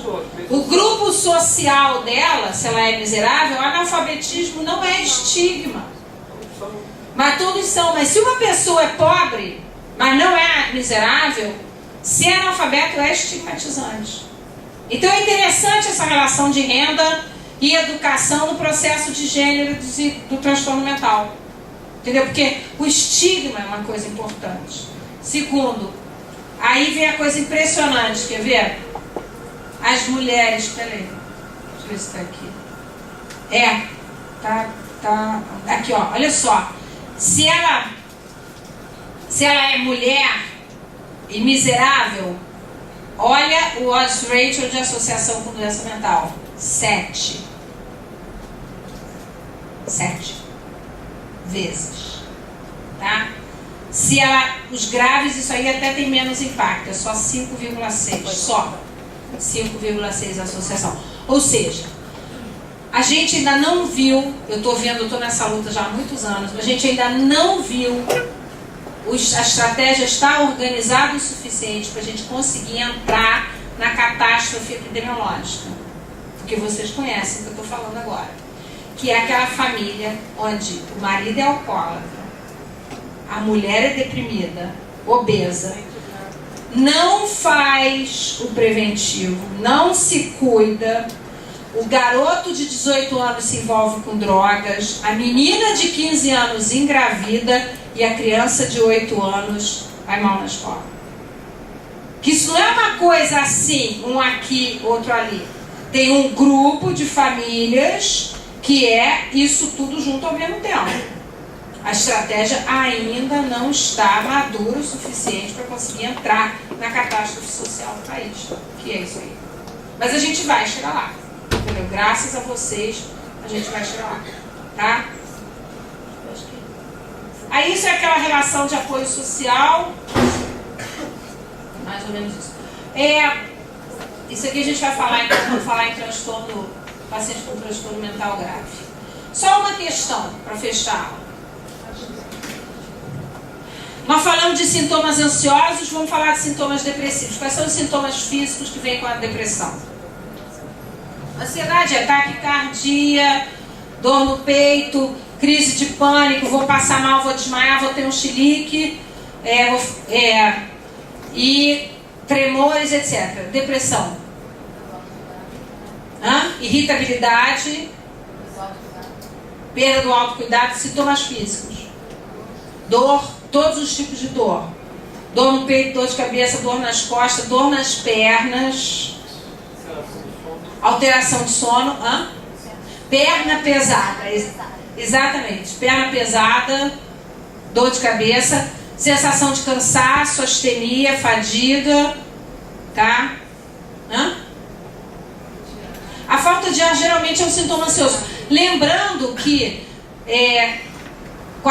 37 tem depressão, 25 tem depressão, 37 tem ansiedade, 19, ou seja, 20% tem o quadro misto, que é o caso mais comum, transtorno depressivo ansioso. Tá? Mas tem uns certos sintomas que são diferentes. Por exemplo, quando você vai falar em conversão histérica? O que é isso? Por exemplo, a famosa histeria de conversão, que você faz no filme. A histeria de conversão, ele é um mecanismo funcional, é considerado, além das síndromes funcionais, uma somatização crônica. E hoje em dia, que as pessoas diziam na época do Freud, que você não tem alteração neurológica subjacente, tá? E realmente você tem uma paralisia, mas, por exemplo, uma paralisia que é paralítica, né, do mesmo lado, você já sabe que aquilo não é neurológico. Mas hoje em dia a gente já tem algumas ideias de como é que esses mecanismos funcionam a nível cerebral. Eles têm uma característica de são quadros que tem que ter uma conexão cortical para ter o sintoma, porque o sintoma é simbólico. O que eu quero dizer com isso? O conflito está contido no sintoma. Um deles é o bolo histéricos, que é o nome desse bolo que sobe e desce. A pessoa não consegue engolir alguma coisa. A paralisia paralisia, a cegueira. Então são o quê? Sintomas de pares cranianos, surdez, mudez, cegueira. Sintomas motores voluntários, paralisia, parestesia. E sintomas sensitivos, paresias, anestesias e perda de consciência, desmaio. Todos eles têm sistema nervoso central cortical, tem que ter conexões corticais para ele ser simbólico. Quando eu fico com medo, quando ele fica com medo, quando ela fica com medo, a gente tem os mesmos sintomas. Taquicardia, sudor. Quando eu perguntei, como é que vocês sentem quando são assaltados?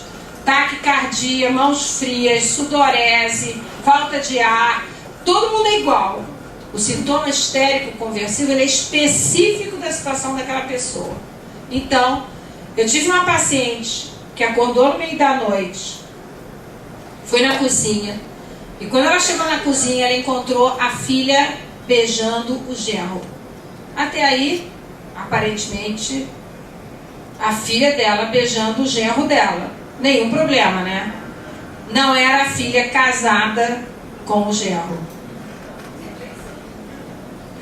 Ela cai desmaiada e acorda cega. O que o sintoma quer dizer? Que ela não quer ver. Por quê? Porque se ela andasse de ônibus, passasse no boteco e visse o marido da filha beijando uma outra mulher na rua, o que ela ia chegar em casa e ia dizer? Falei pra você não casar com aquele canalha. Peguei seu marido beijando outra mulher. Não é isso? Mas do lado de qual filha que ela ia ficar? A mulher que entra no pronto-socorro com o braço paralisado no meio de uma briga com o marido, o que ela queria fazer? Dar um murro no marido. Mas ela é dependente do marido. Ela não pode dar um murro no marido. Se ela pudesse dar um murro no marido, ela até poderia parar no pronto-socorro, mas por outras coisas. Chegar quebrada, com o nariz quebrado, o braço quebrado, mas ela não ia chegar com o braço paralisado. Porque a conversão histérica, o que a gente verifica hoje, é que há uma alteração que envolve ativações de regiões frontais simbólicas associadas a situações conflitivas, conectadas com regiões do sistema límbico, que são altamente carregadas emotivamente, que inibem regiões parietais. Então elas inibem região sensitiva motora. Por isso é que o sintoma ele é simbólico, ele não segue as divisões clássicas, porque ele não é periférico motor, ele é central, ele é simbólico, tá?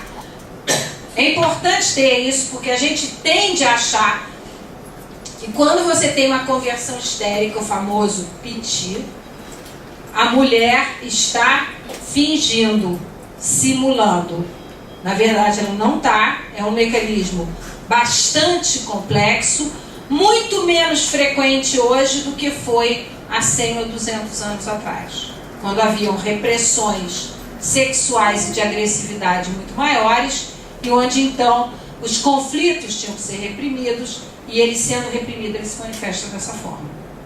Tá? É um quadro grave, é um quadro que vai responder se você conversar, você vai sedar. Esse quadro tem que fazer sedação imediata, diazepam oral, sublingual, e depois conversar sobre o que estava acontecendo para ela poder ser encaminhada para ser atendida em conjunto.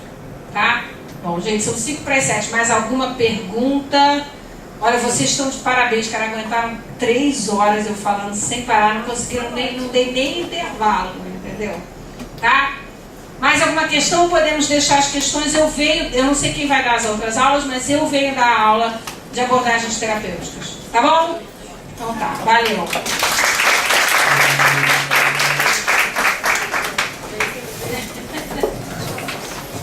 Bom, só para agradecer a Sandra,